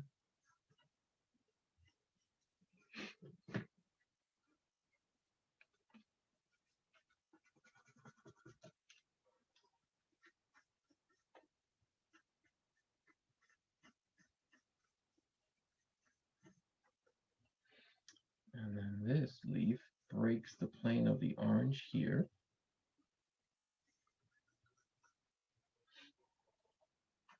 And then meets back up at that junction point on the branch. And then we have the other leaf underneath, breaking the plane of the big orange in the rear, obscuring the front of the jug, and also meeting at this junction point.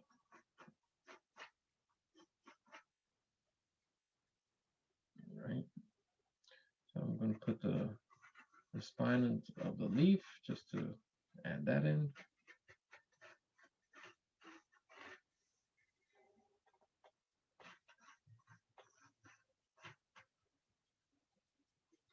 Okay. I can move over and then do these bunch of leaves now. Let's see, my jug should be a little bit closer, maybe like so. I'm looking at that void at the front edge of the jug. Let's see, how are we doing on time? Okay. we're actually in good shape. I'm gonna put in that little pipe shape.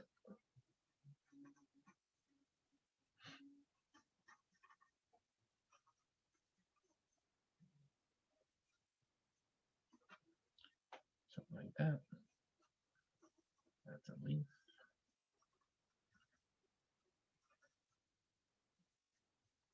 There's a little bit of a void. I'm drawing the void shape. And that'll help me draw the leaves.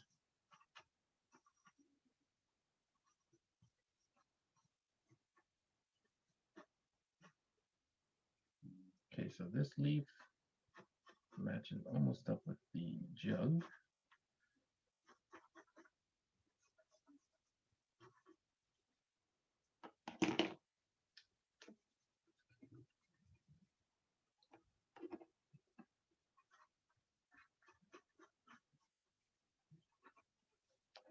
Right, so we have our void shapes. This should be background. This little shape should be background. This shape should be the color of the background. All right.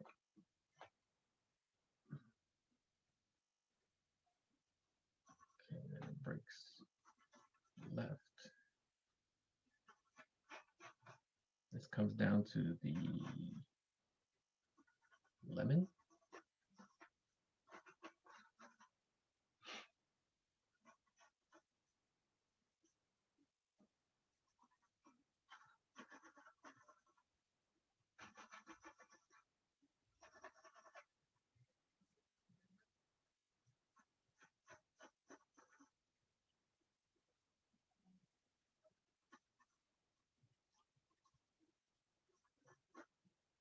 So there's a leaf here and a spine here. There's that little void created by that leaf here.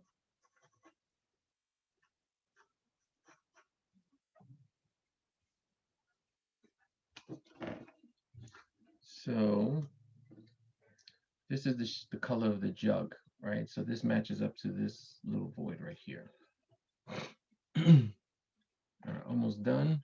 So I'm just going to get this leaf right here.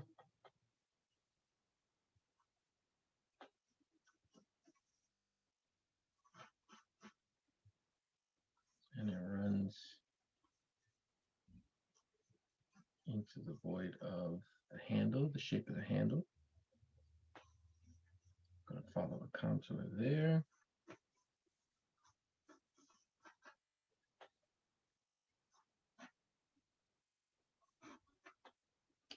There's a leaf here, very dark leaf. And then this is all brown. So this is the stem going into the jug.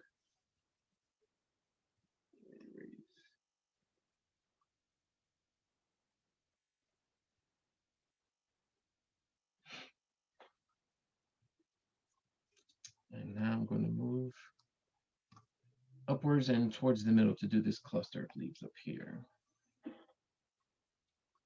So I know my branch comes at an angle like this, roughly. The leaf on top, kind of like the flag on the ship.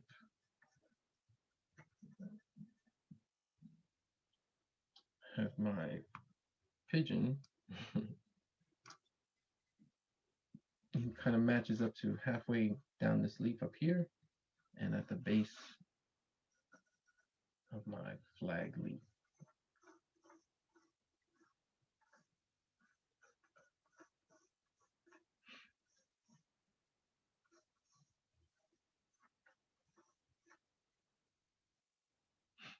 All right, I have a little leaf in here and a little leaf to the right. Just roughing in their contours. All right, so now I'm looking at these light green leaves. So there's 1, 2, 3, and 4. So I got 1, 2. Next I'm doing 3, which overlaps my pigeon leaf, like so. And then another guy underneath. That matches to this point that we drew originally. So our pipe shape, we have a leaf that leads there.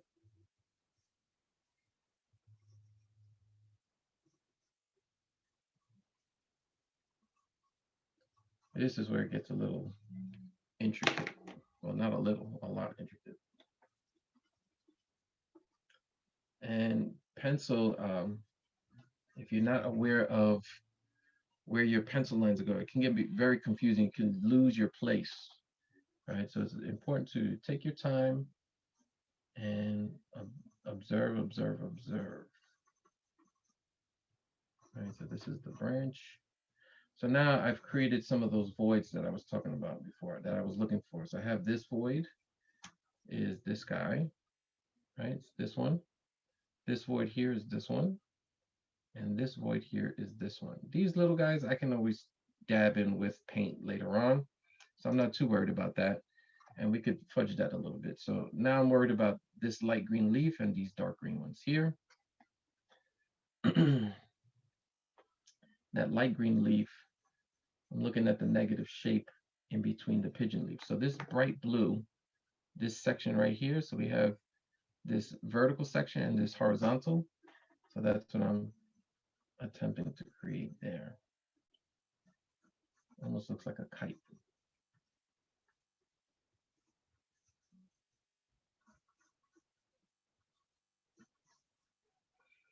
And then we have these thin vertical leaf shapes. One. Oh, we forgot this other one, this tall guy. This medium green leaf. It's kind of leading from the middle of this light green leaf. So I'm talking about this guy right here. So I'm looking at this shape right here. I'm going to add it to this leaf. So it comes up, angles off, upwards, comes back down, point, and back to the leaf.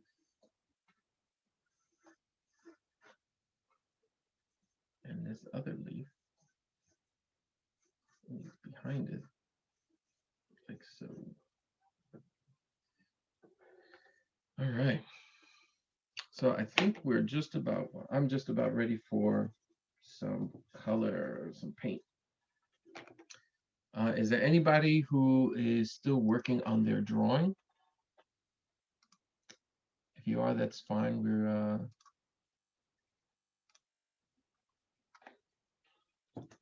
not going to put paint just yet,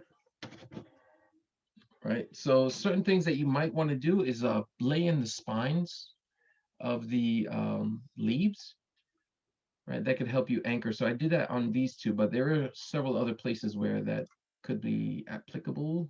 Let's take a look. So yeah, these 3 guys here on the right, I can add in the spine. So these guys here above the jug handle.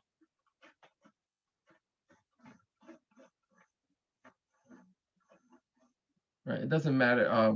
Well, it doesn't matter so much the exact shape of the spine, all that it roughly follows the shape of the leaf. Yeah, I got this guy already. And where's another point? I think these 2 guys have very prominent spines, so you want to make sure that you have those in place. And there's one very dark one right here. Oh, one of the things that I forgot, the shadow shape underneath this large, the large leaves on the left. So these 2 bright green guys, you have a cast shadow, right? This leaf is casting a shadow onto this one. So we can draw in that shadow shape underneath so we don't forget it. And it doesn't pass the spine of this leaf here. So that's a good anchor point, right, to use. So you have the spine of the leaf here, and then just underneath it, you have the shadow in between the edge of this upper leaf and the spine of the lower leaf.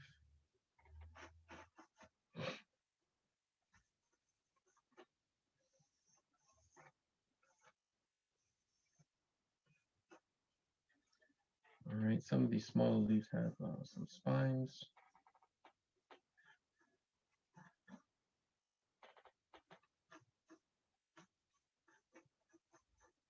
That's where it can get a little confusing. Drawing too many spines could you can get lost in it. So that's why for the major players, that'll work. But for the smaller, like kind of supportive leaves, right? They're not the main the main characters of the story.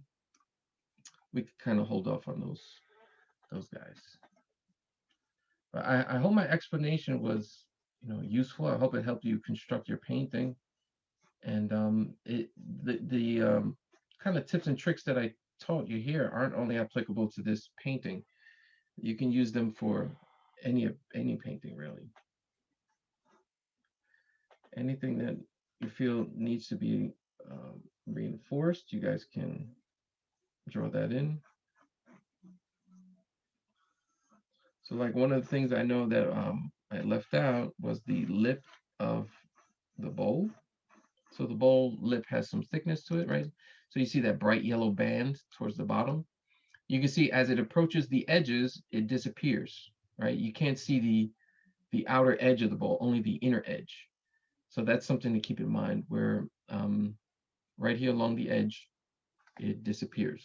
So it's a pretty uniform thickness. It gets thinner as you approach the edges, and as it curves up, it pinches off and it disappears, and it becomes very linear here, right? You can't see any thickness, it's just the edge of the bowl. Same thing on the other side, except the blanket kind of blocks out that point where it meets. So there's just a little bit of extra thickness here. So you guys can choose to add that or leave it out. It's up to you. If you want to just do it with paint later on. I'm going to throw mine in.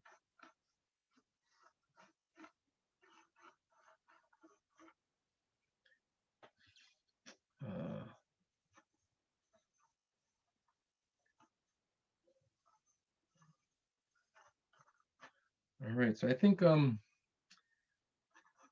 you guys can really understand that the precursor to a lot of representational art is a really good foundation in drawing.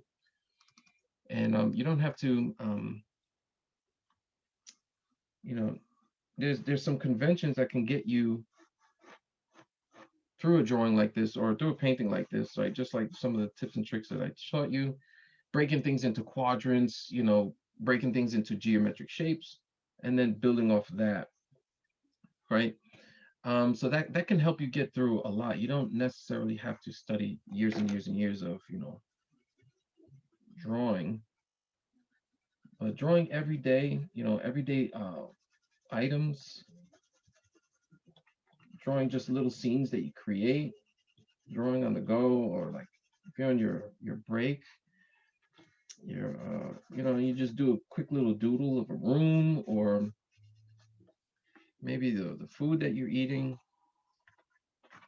You know, every little bit helps.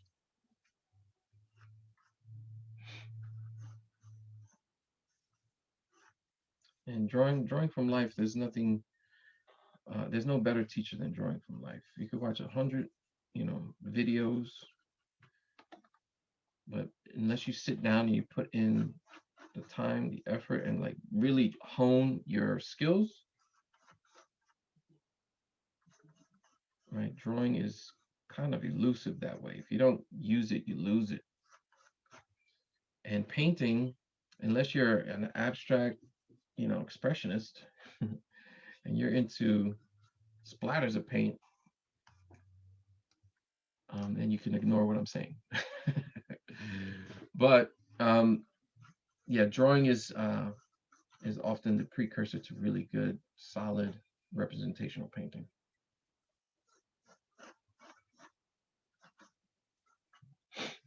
All right, I think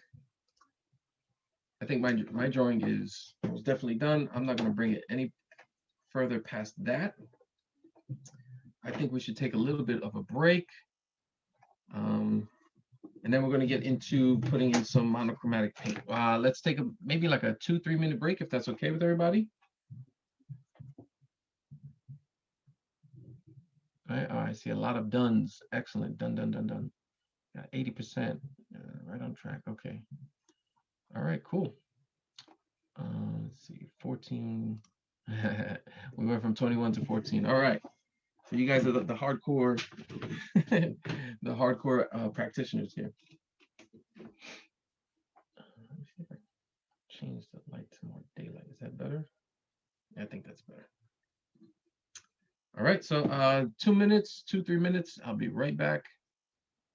Quick break.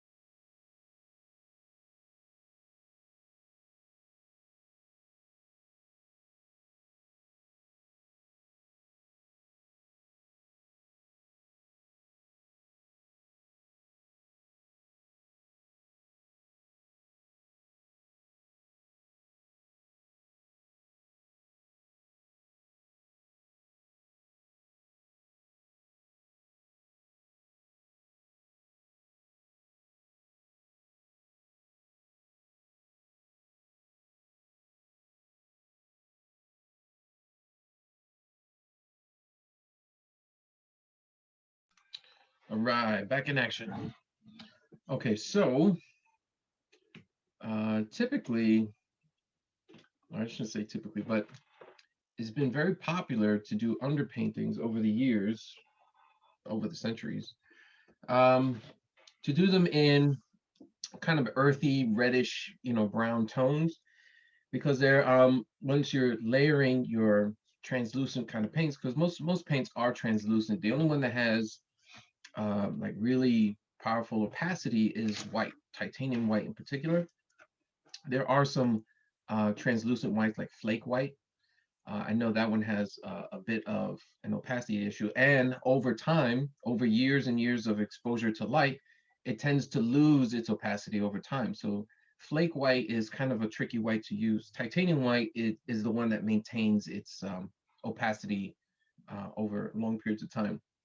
So titanium white is usually the ones that we use, and I believe that's the one that you have. Flake white would have to be, bought in a tube, like from an art store or something like that. And it does have its uses. I don't use it, but I know some artists do. Yeah, so what we're going to do is we're going to build our lights and darks with this paint that we're about to mix. It's yellow, red, and blue, and it'll create like this earthy kind of brown, but it will have some translucency to it. So if we put it on thinly, you will be able to see your pencil marks, and the parts that we do it later on, we layer on, you know, maybe 3, maybe even 4 times. It becomes darker and darker and darker, and we're building up, you know, opacity by layers of paint, not just with, you know, straight from the tube paint. It would be a lot easier if we had burnt umber or like a burnt, what is it, sienna, right from the tube. But again, you'd have to go to an art store and buy those kinds of things, and we can easily replicate it with that. So we're going to go over that right now.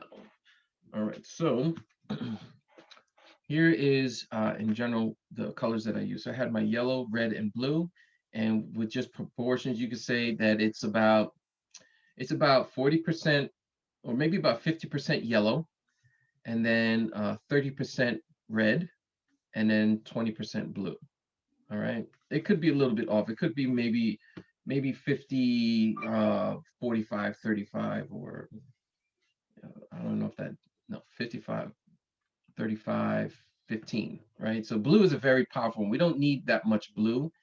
The strength of the pigment in blue will completely outdo these other 2 colors, yellow in particular, which is why we have to use so much yellow, right? But yellow does give us that earthiness, right? Because if we just use red and blue, we get a very muted kind of gray. I know we would expect purple, but for some reason, these colors, when you mix them, they never quite give us that powerful purple. If you want a really strong purple, you would probably have to buy it straight out of the tube, and those are like chemically made.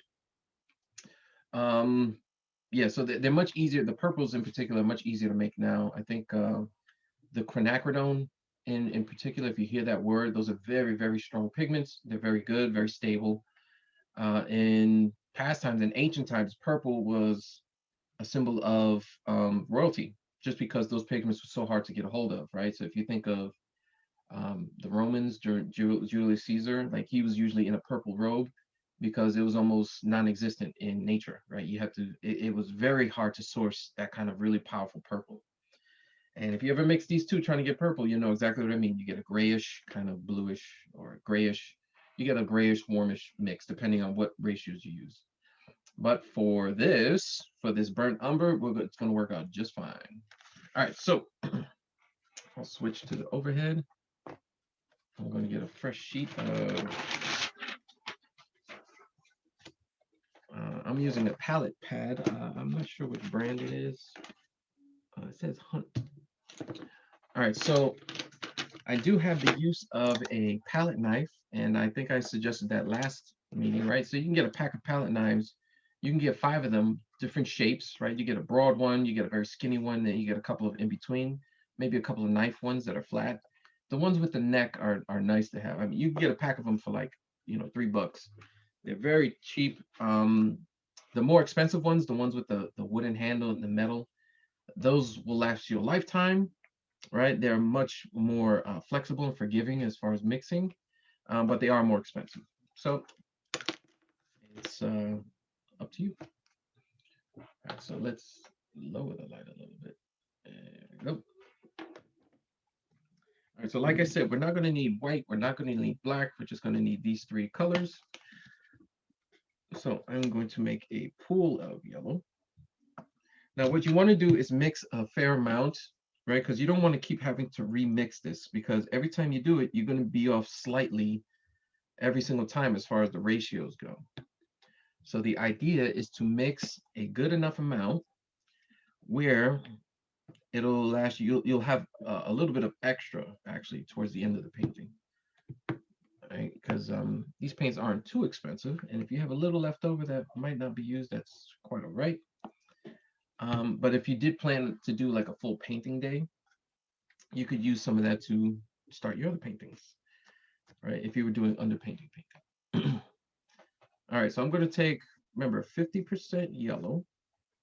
Right, I'm going to use a fair amount. I'm going to leave a little bit of a reservoir here just in case I have to add more. of any of the colors. So 50% yellow, just a dab of red. I'm going to mix this up just so you can see what kind of orange that we're looking for. It should be a very deep orange. Red is, I mean, yellow is so translucent that any color that you mix with it is immediately kind of, what is that called? Transmitted. Any kind of color is immediately transmitted to yellow with a slight bit of yellow, you know, augmenting the other color. So in this case, we're looking for an orange. So I hope my camera is picking up a nice orange.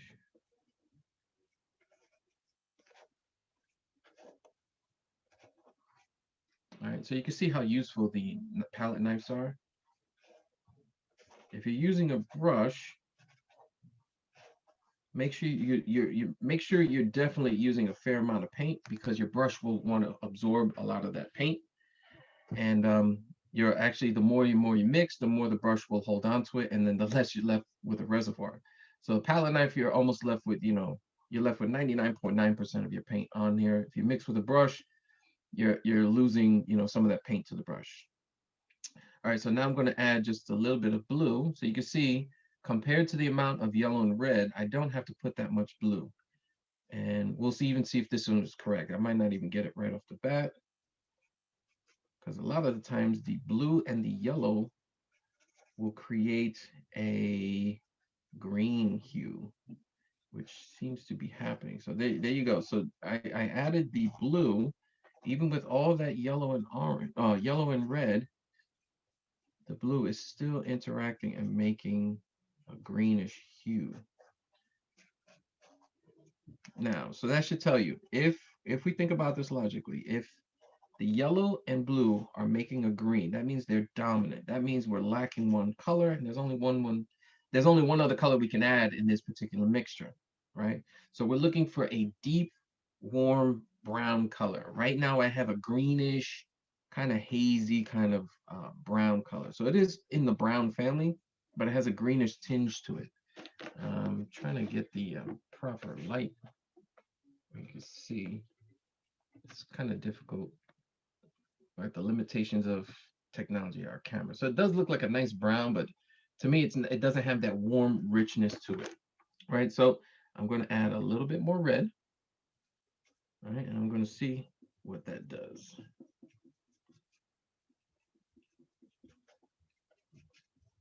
That's a little bit better.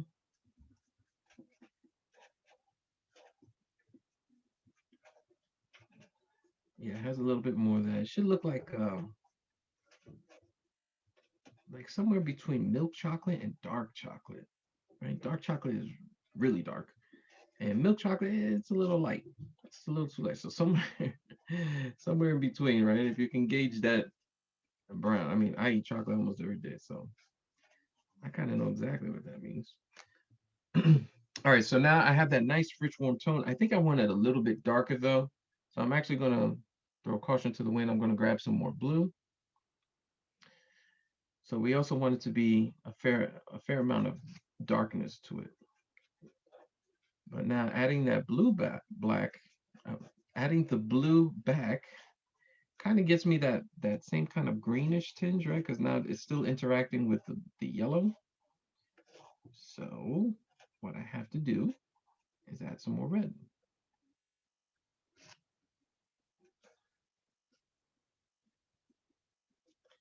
And it brings that warmth back, and also maintains that dark, rich kind of earthiness that I'm looking for. Now, although this is a very dark color, it doesn't have a lot of opacity to it. Right, so if I was to put this, if I spread it out, or hopefully maybe a quick demonstration. I don't know if I have a Sharpie. Usually with my younger students, okay, here we go. So I have a Sharpie here, and if I put my paints over it, you can still see right through the paint. have a lot of opacity. If I was to do that with white paint, if I put white paint over this marker, it would almost erase it completely. It would just cover it and you wouldn't be able to see through it. Or see very, very little of it. All right, I think we're ready to rock and roll. Okay, so my brushes, I have 3 kinds of brushes. I have 3 flats. All right, I have a medium, I have a large, medium, and small flat brush. That's all I'm going to need for this. And the first thing I'm going to use is my large flat brush.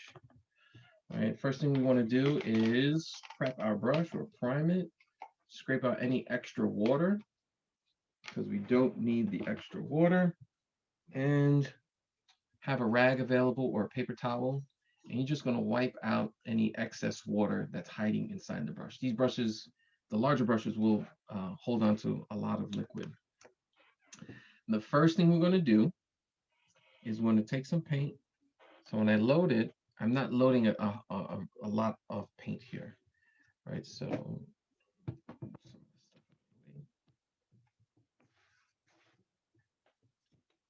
okay, so I'm tapping just on the edge of the paint here. Okay, not that much paint. And I'm going to go, okay. I'm going to start to lay in a very thin amount of paint across my whole canvas. And we're going to tone the canvas first. So this is a very thin kind of wash of the paint. And it's important that your brush is damp with this step. Okay, not soaking wet, but not dry either, because you won't be able to, the paint won't be able to flow off the brush. And you can see I'm going over the entire canvas and I'm trying to spread out that paint as evenly as possible. So you can think of it like spreading, you know, butter on toast. You want a very thin, even layer amount, right? If you don't put enough butter, it doesn't go far enough. You get a very dry spread. If you put too much butter, then you get kind of like a big mess, right? So you can see it's a very even tone. I'm loading little bits of paint on my brush and then taking the time to go left, right, and right. Then I go up and down, diagonal, both ways, right? And we proceed to the next section. See, if you don't spread it out, you get a very dark tone, right? So that's what happens when you layer this paint up.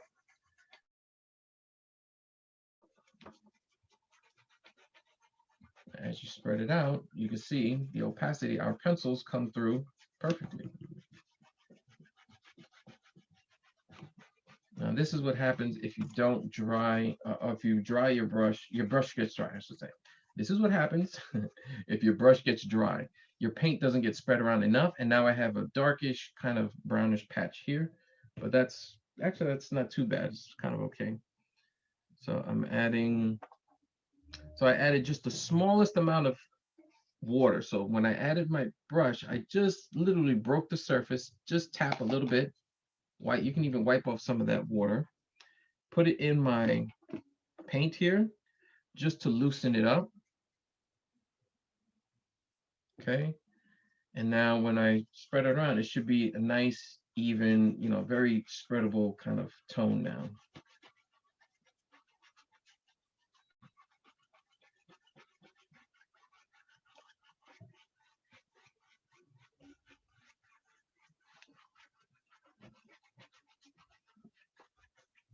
Okay, continue, continue, continue.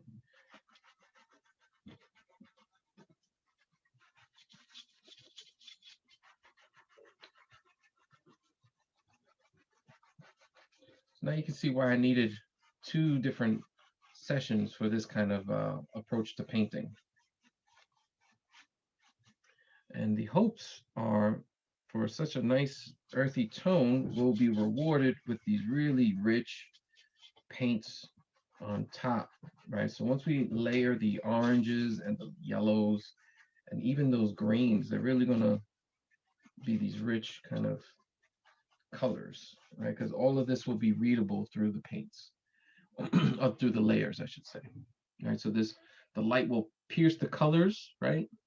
The places where we don't place white, actually the light will go down and hit the white of the canvas. Even though we've covered it up, it's still there, right? It's just beyond this layer of paint. It'll hit that, bounce back off, and give you these really nice luminous areas of paint.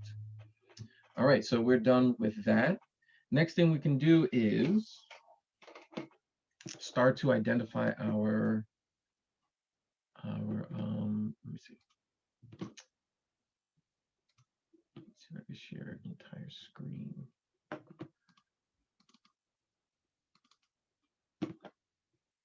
Okay, so now we're going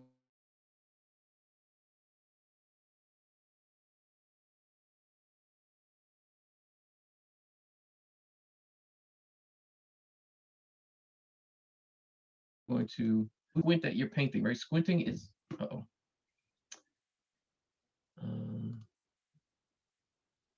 Can you guys hear me? I know my internet got a little slow there. Yes, no, maybe so. Can everybody see me? Thumbs up? Good, okay. All right, go back to share screen. Okay, so identifying dark places, right? The dark spots. Now you don't have to get it 100% dark on the first go, right? So the thing with these paints is you want to build up the layers. So with the first go, I'm going to grab my medium brush now, because now we've kind of adjusted to that job. We've done the big stuff. Now we're going down to the smaller stuff. So down below where we drew in the shadow shape for our underneath our table, I'm going to start to lay that in. You'll notice the first layer after you put that in, it's not very dark, right? Which is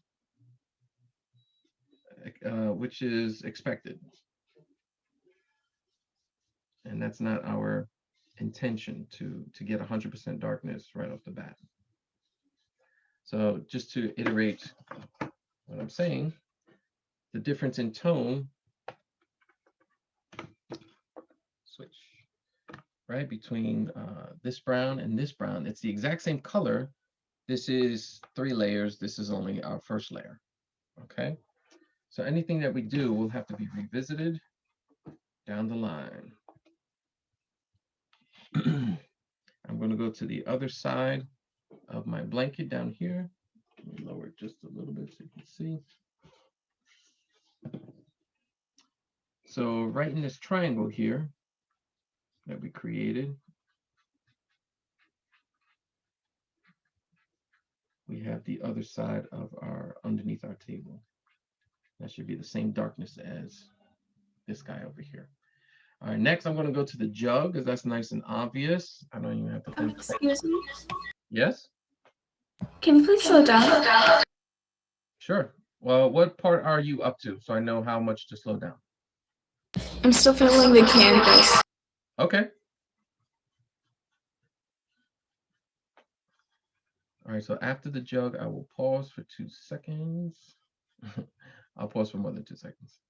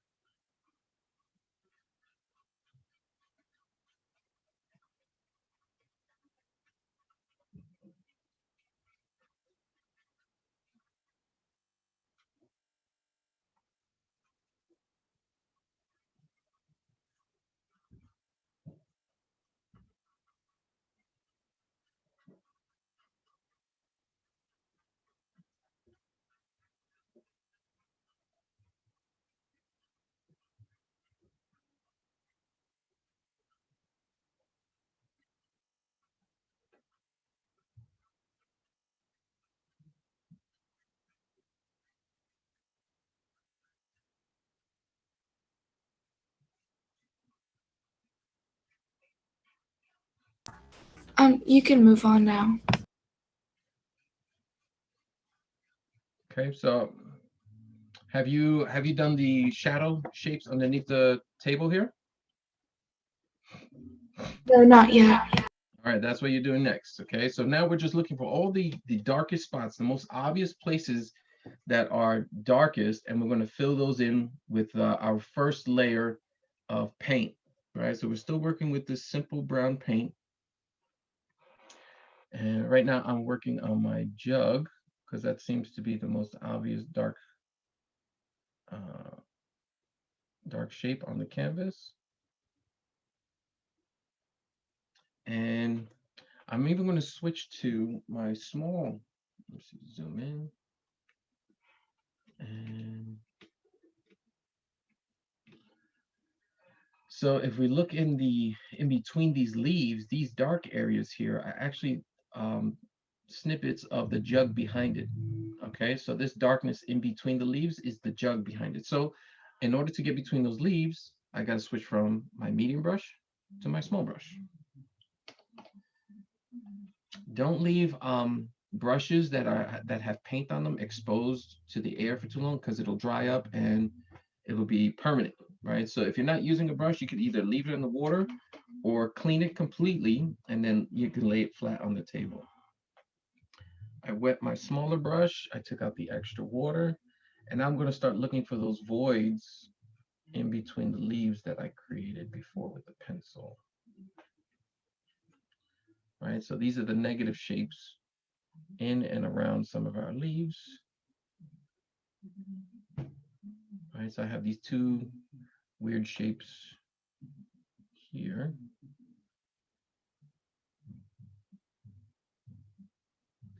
And this skinny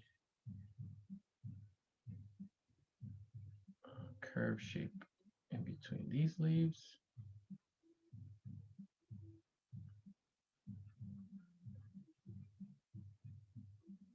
This is the great part about doing a drawing first, because drawing with paint, like painting and drawing at the same time, can be very very tricky. Since I have the small brush, I'm going to also do the leaves up top, so I'm not just so I'm not switching back and forth on my big brush and little brush so much.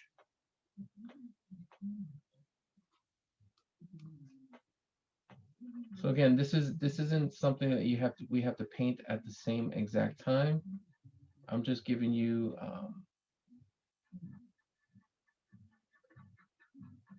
just direction to do some of the things that I'm doing. You don't even have to do them in the order that I'm doing.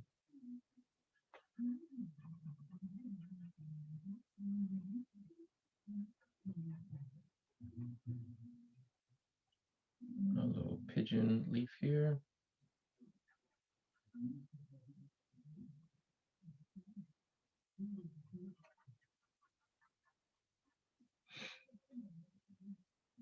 Remember to spread out the paint as evenly as you can. We want a nice even tone to start with. And next week we'll start adding the color and like different variations of color. But all the color that we're adding underneath here, it augments the colors that we overlap. So it's important to really focus on light and dark here and accurately trying to portray that. Because the lights and darks will affect the colors that we put over it.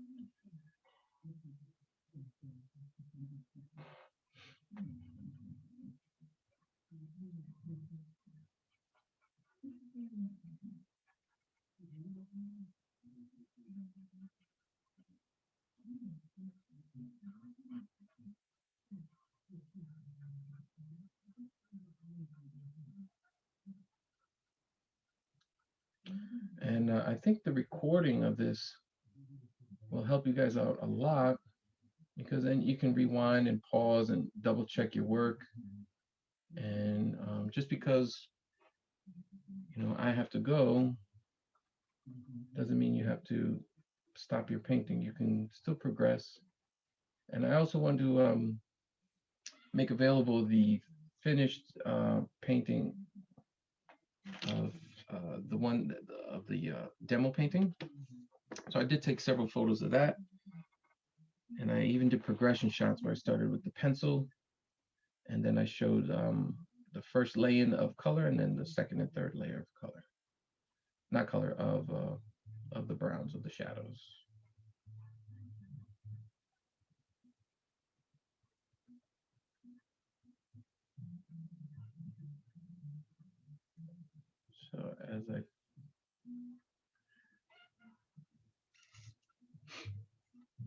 So as you can see, I'm just systematically going through the darkest parts of the painting. Remember, the darkest, not some of them that are like mid-gray, like these three leaves over here. I'm not touching these leaves because the jug is darker than these leaves. So I don't want to equate these two, okay? If I paint these at the same time at the jug, I might mess up the relationship later on. So I'm only doing the darkest first. Maybe the second pass will address those leaves, but for now, we're going to leave them out of this pass.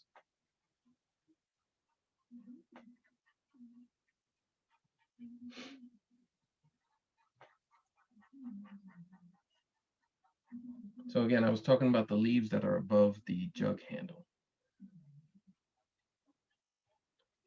Do not paint those yet.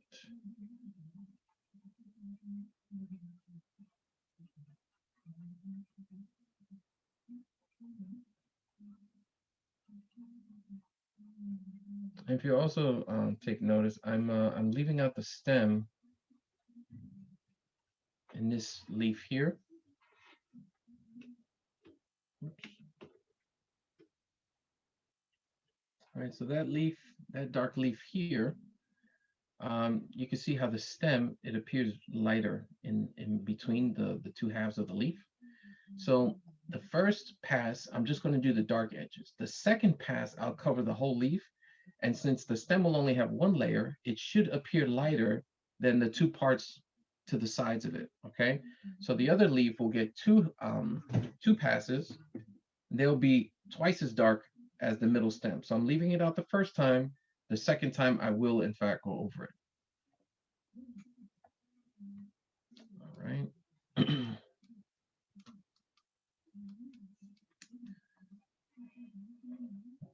And let's see. There's another dark leaf. Here, it's close to the same color as the jug, so I'm going to place that in there.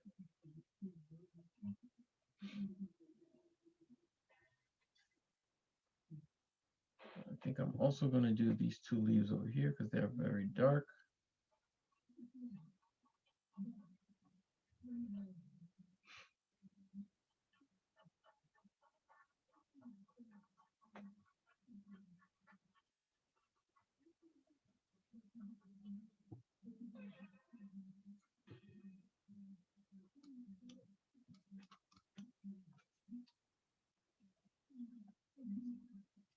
And I think I'm going to also do a pass of the shadow shapes here. Right, so I'm probably only going to do one, maybe two passes of the shadow.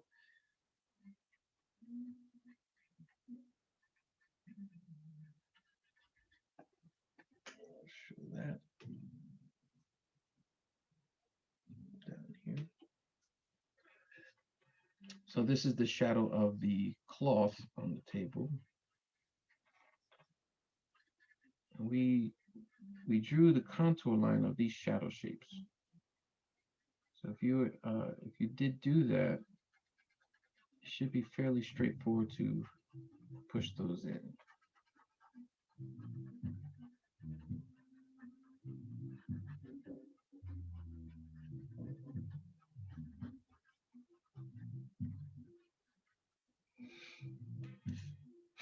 So the shadow shape appears darker than the shadow of this fold here, the cloth fold. So I don't want to equate those two. So I'm going to keep this out of the first pass of shadow shape. I only want to do this shadow that's following the cloth because it is the darker of all the other shadows.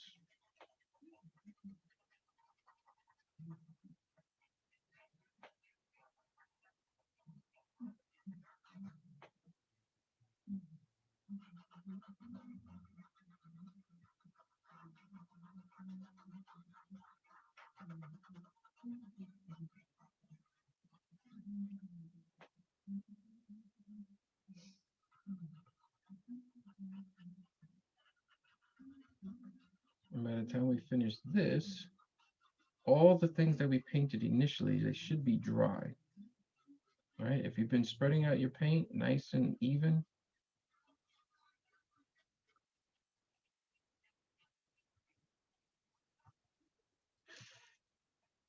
they should be dry. Let me zoom this guy out.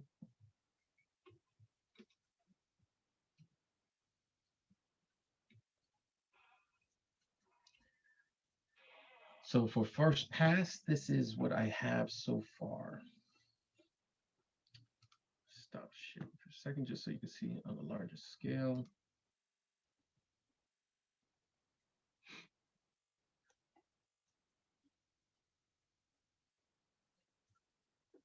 And if we compare it to the finished painting, you can see we're on our way to getting those lights and darks. Let's see, what time is it? It's 3:38. Okay, good.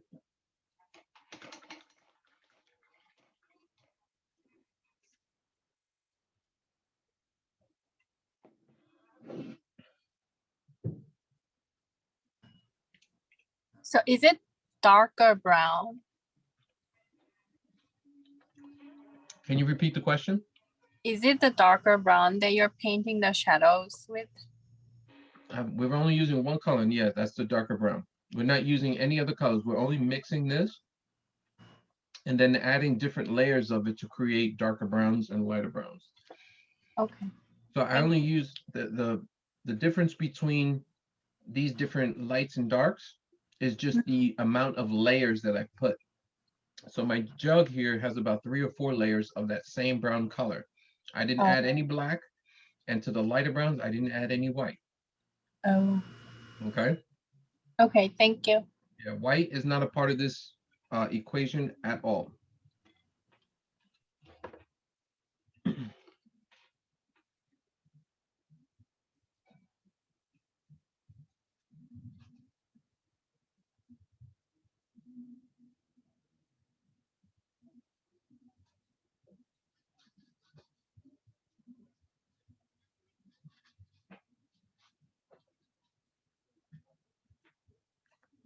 Okay. All right. So again, our first pass, right? So I'm touching this over here. I'm touching my jug, right? Even these leaves, everything, all of this is dry now, right? So I did very lightly. So if you take a look, you can see how thin my paints are. I've almost scratched to the surface over here, right? You can see all the different contours of the brush.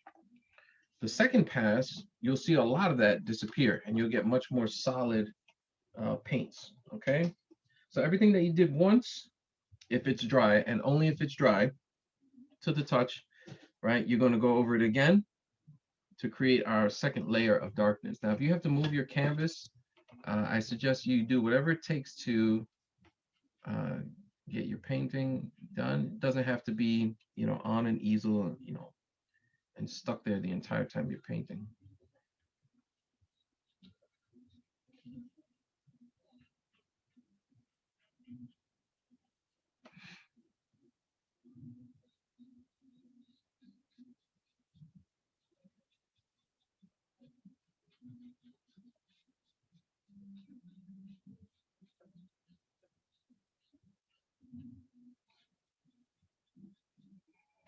Okay, and you can see the difference between this area and this area. You can see it's already that much darker.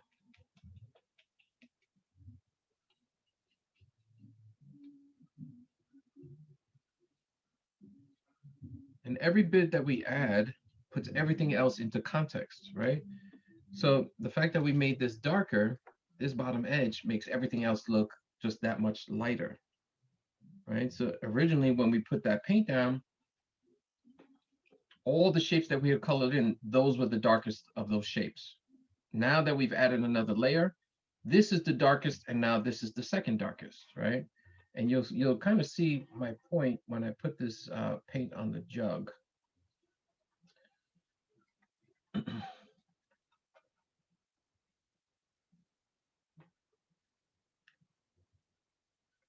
this is why it's such a good idea to make such a large reservoir of this color, because you're going to be adding several layers, and each layer requires, you know, paint. You're going to you're going to use more and more paint. And if you run out, you're going to have to mix a new batch, and then that batch will not be 100% matchable to the first one.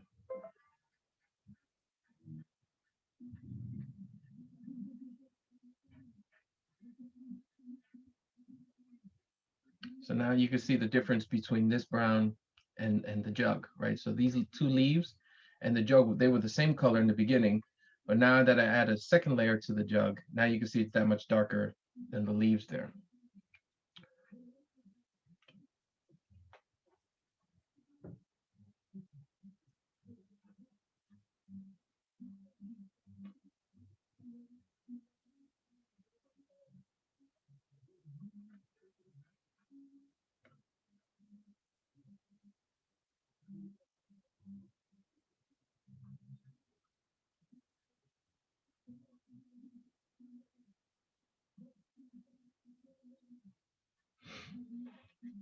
Okay, I'm going to switch to my smaller brush to get those darker shapes again.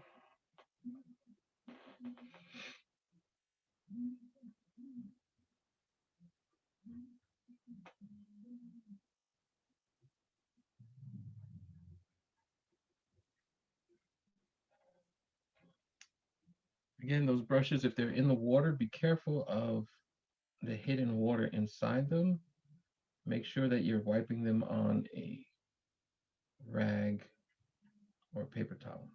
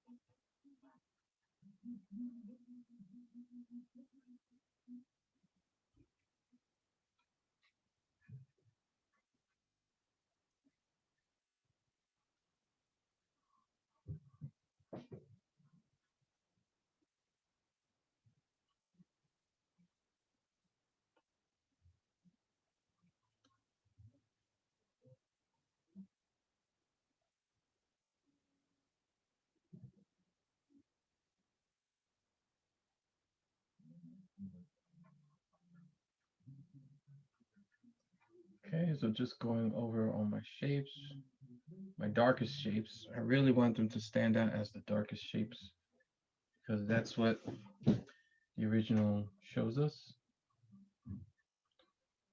All right, so we're going off the artist's interpretations, how he decided to paint it. We're doing our best to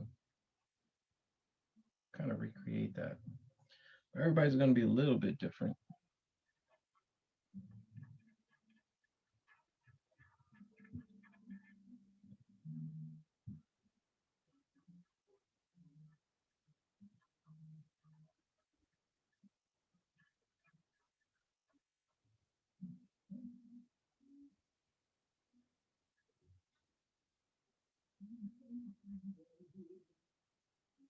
Okay, as soon as we get these shapes in. So here on this shape here, now I'm going to be adding the second layer of paint.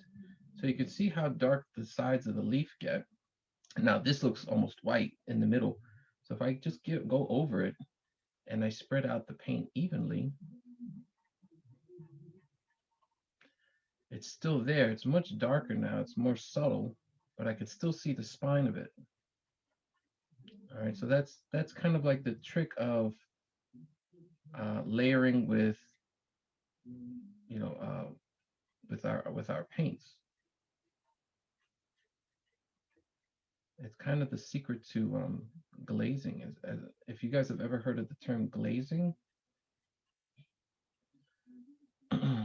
right? So if I come back over here, so you can see how these two sides appear darker. Now I have a bit of lightness in the middle. The only thing I did was I omitted that spine the first time around. I did one layer of paint on the right, one layer of paint on the left.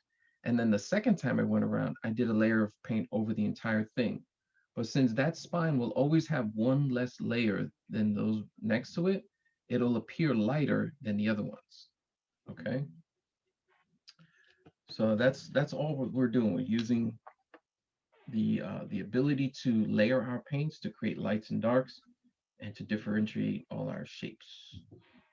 All right, so, okay, so now I want to go to our secondary like lights and darks. So the bottom one, the bottom shadow underneath the table will need another layer of paint, right? So we're not going to do that just yet. We're going to start to add some of our medium tones here, okay? In particular on the oranges and on the bowl, just to give that, and of course the blanket as well, but I really want to get the bowl and the orange going too. So if you look in the obvious places, like on the edges of the bowl, right? So on underneath, right? So we get a lot of shadow there. I definitely want to add in a layer of shadow on that, on those pieces there, okay? So on the bowl, I would start with the edges. So right along here, I can't make this any bigger. No. Right, I'm going to start at the edge of the bowl with my small brush and underneath the lip of the bowl. And now I'm going to create a bit of a gradient. How do I do that? Well, I'm going to leave a nice healthy amount of paint towards the edges. And then as I come away from that, I'm going to press lighter and lighter and lighter. So it's like a dry brush effect. So I'm gently applying pressure to the canvas, and my brush is getting drier and drier and drier, and there will be less and less paint. So it appears like it fades out a little bit.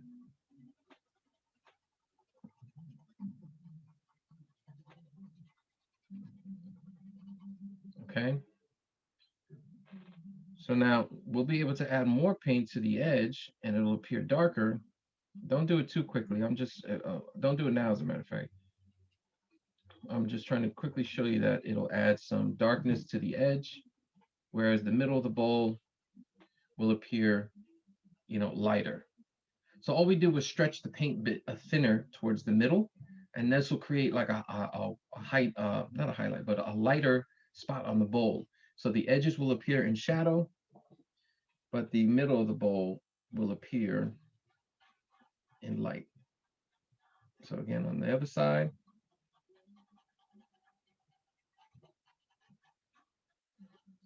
So think of that, think of just basically grazing the canvas, right? So I'm putting very little pressure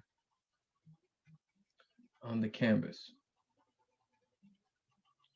And the brush is not very loaded with paint. It's like a dry brush effect.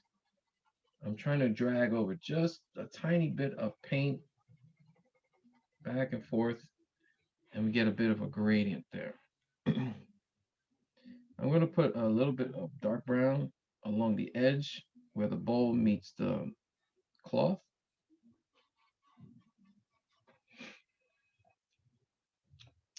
And there's also, if we're down by the edge of the bowl already, let me go to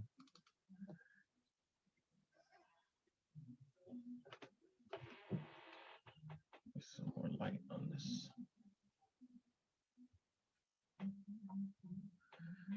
So just underneath the bowl, right, there's a cast shadow of the bowl. So you see on the cloth, right from the that arch in the fold here, all the way to this long fold over here, there's a shadow there. So we can actually lay that in, that shadow shape.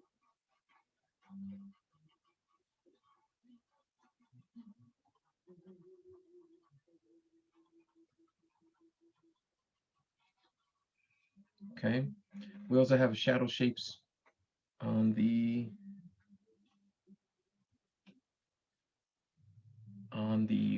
right side of the bowl, right on the fold there. We can add a light amount of paint there.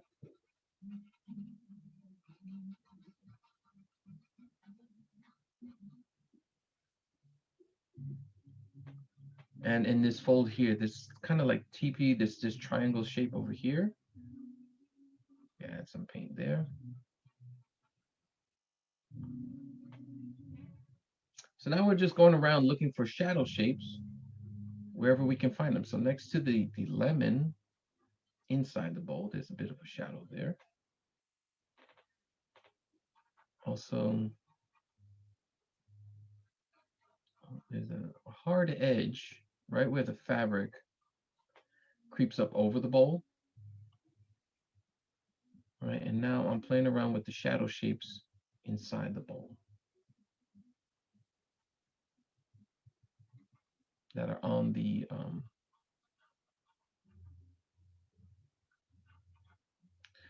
cloth. Okay, so the cloth around the lemon is in shadow.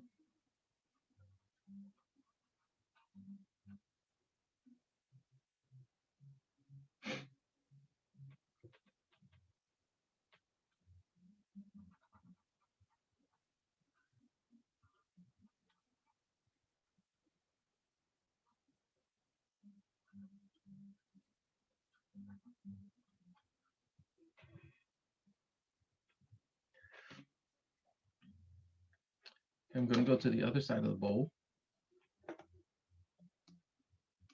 I'm going to add some shadow on the left side of the bowl too, very thinly. We don't need a very deep shadow here. We've already identified our deep shadows the first and second pass. So now we're finding all the secondary shadows, the not so dark shadowy parts. So a little bit goes a long way. Try to take less paint and spread it out. You can always go back for more. It's kind of difficult, especially with acrylics, to take away paint because it dries so rapidly.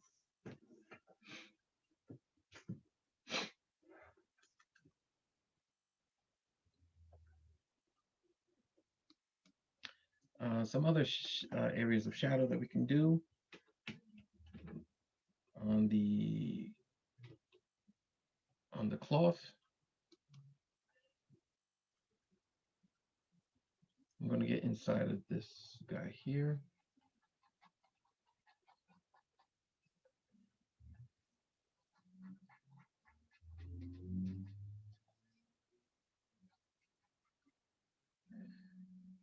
And I can already see that these two shadows are too close to each other in darkness, right?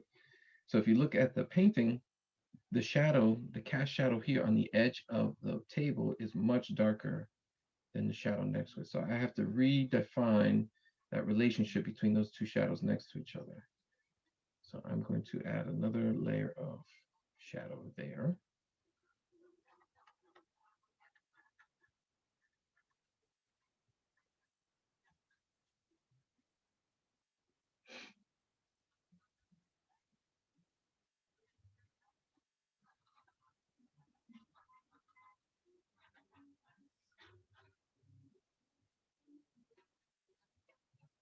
Yeah, this shadow on the table is much darker than the other shadows.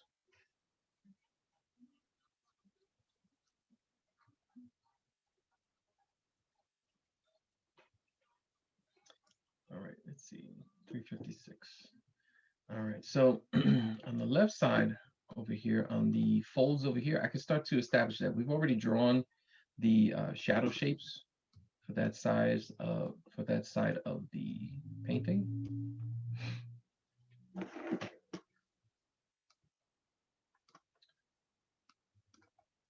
All right, so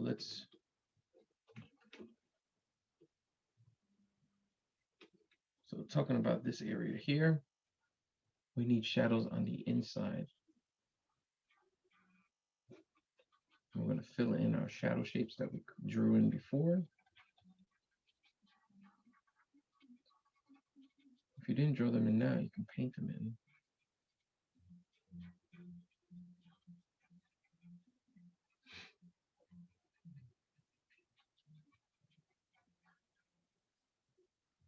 And where there's creases, you can add just a little bit of more paint in those creases. Try not to rush, but not working so well. So we'll start to establish these shadow areas.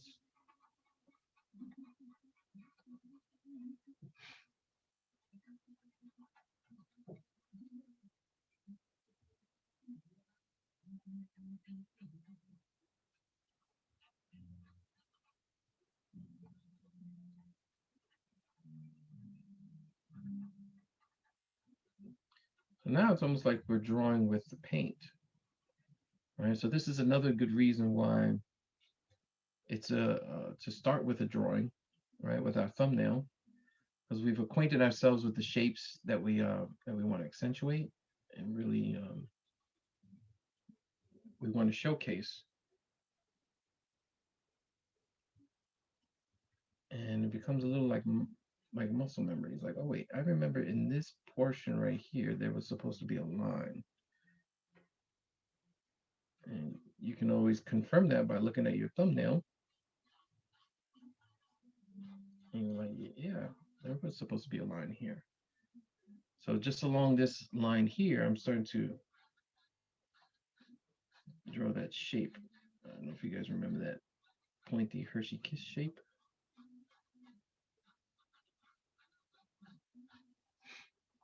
Right next to those folds.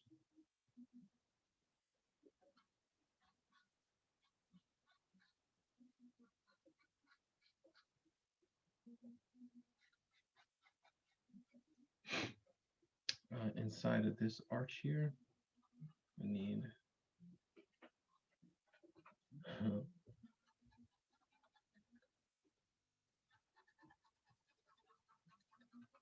spread it out nice and thin.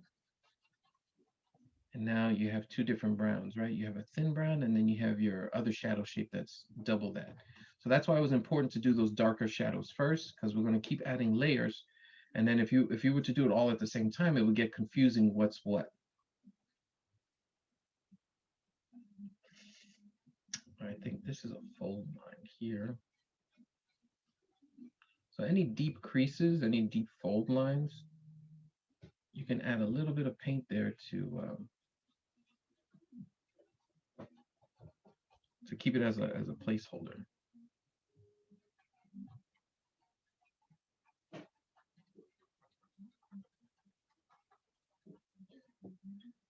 Add a little bit more paint on the corners of my bowl, on the edges, I should say,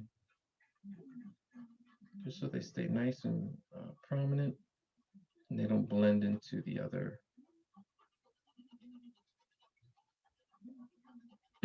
into the other lights, into the other shadows and stuff.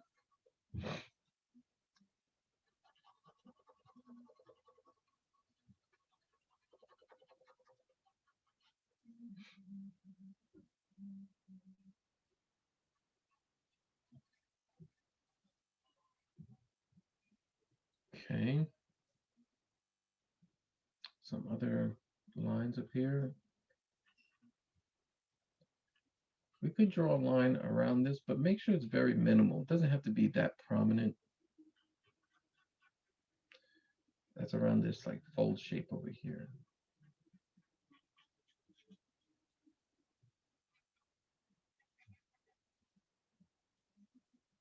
And I'm going to add a little bit of shadow right next to that.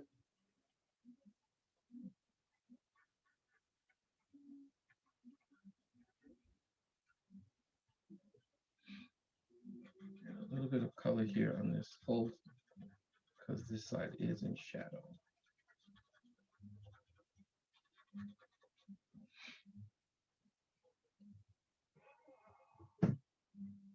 And of course, I want to add my oranges. some brownness to that. Let's see, it was 402. Okay, so this is how I would do the oranges. So the left side of the oranges are very bright. You can see how there's yellow, and then there's a gradient from bright to dark, right? And dark is relative because it's just a deep orange, right? Or brown. If you look closely, right, oranges in shadow just look brown. All right. So bright on the left, darker on the right. So that should translate over to, we put paint on the right side and little to no paint on the left side, because the canvas is our brightness, right? So if I start to color my orange, it should look like something like that. Okay. And what the level that we're trying to get to is something like this, where it's just a little bit darker on the right side and lighter on the left. Now there's some complex shadow shapes here on the orange, because the orange here in the big guy, because there's a leaf right above it casting its shadow. So we would actually have to draw that shadow shape. So we could put that line there. So I'm connecting that bit underneath this leaf. And then I'm going to be drawing the shadow shape in a curved fashion, right? Because the cast shadow takes up the shape.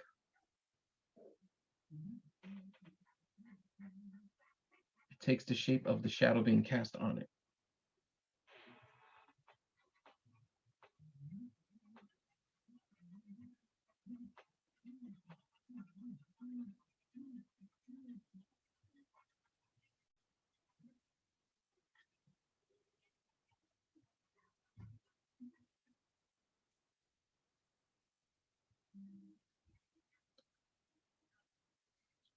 Okay, so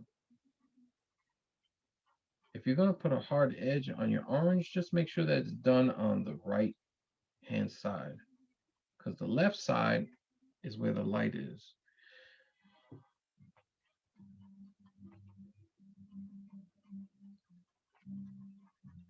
And we'll be able to push these lights and darks much further with the other colors that we're going to be overlapping next week. So the goal is finish the painting, finish the lights and darks aspects of it. I would suggest you do it now while you still have the paint, right? While the paint is fresh on your canvas, or on your palette, I should say. So you don't have to mix up anymore.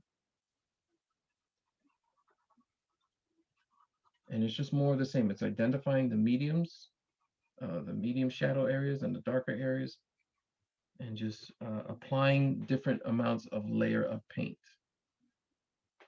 Okay, so for my lemon, does anybody have any questions? Because we are just about out of time, but we aren't 100% done. But I think you do have a good understanding of this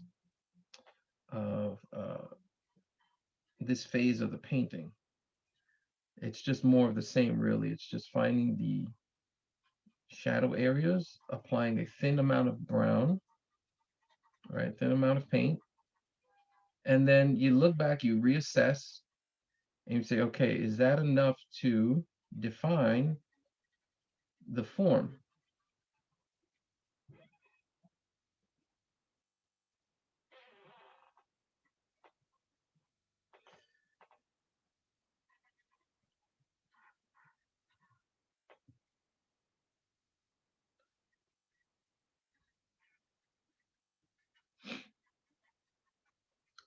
So again, this is pretty much my approach to every painting that I do with you guys, but now you get to see it really from the get, right out the gate.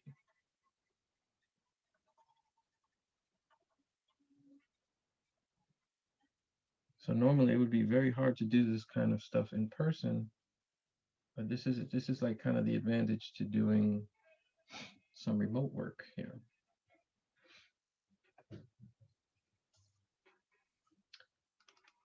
Anybody still there?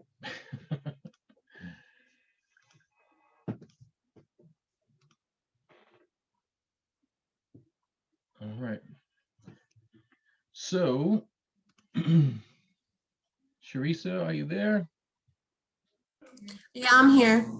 All right, so I'm gonna give you the pictures that I've done of the finished demo painting, this guy back here.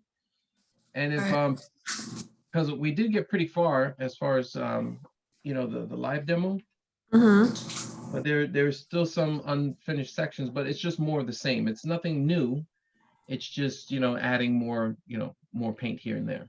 Yeah, so I'll send it to everybody Okay, once you send it to me, and then this will be live probably by tonight. awesome. Yeah, I just gotta wait for it to convert and record and upload. Right. All right, so I think this is a great painting session. You can see how painting, when done in stages, you can get really nice effects. And I do plan on, you know, our paintings to look like the painting was intended by the original artist, this guy here. So you can see in between in the leaves, you can see all this like kind of like orange luminosity. And that usually comes from an underpainting of warm tones. So you can see the separation between the colors. There's this little vibration of these orangish, warmish lights. And that's usually, like I said, from an underpainting, which is what we're doing. So I Right. really do expect to get these really nice colors and this really nice interplay of colors. You can definitely see that in the upper hand corner over here. You see all that painting. A lot of that stuff is inadvertently done with just the underpainting shining through. Yeah, So I think what's cool too is that if people just want to keep the underpainting, they could, because that looks like art as well. I mean, it is, but yeah, if you don't want to go further for part 2, then this looks good. yeah, that's true. All right, so I think we're done for the day, and I'll see you guys next week. All right. Thanks, everybody. Thank you too. you. Bye. All right, guys. Did you send a picture of the original painting? We did. Yes. Oh, I didn't get it. Dun dun dun. Yeah, no, I sent it to everyone. I sent it to everyone via LibCal, and then the 2 people that reached out to me personally, I sent it via my work email. Maybe you have to scroll all the way down, but I definitely sent it to everyone registered. Unless you can get into your email, I'm not sure. It could be just like a fluke with the attachment, but I did. Yeah. Or make sure that it didn't appear in the spam folder. Yeah, if I sent it from Okay. the library's calendar, it would be under LibCal. If you're Yeah, okay. I got email without the attachment. It just says LibCal. Thanks for using LibCal. Oh, well, I mean, out of the 35 to 40 people that I sent it to, I only got 3 people that said that they didn't get it. So that means that it did send out. Maybe it could just be that the attachment hadn't loaded yet. Okay. I will Wait. resend it out to everybody. Also- this one plus the original.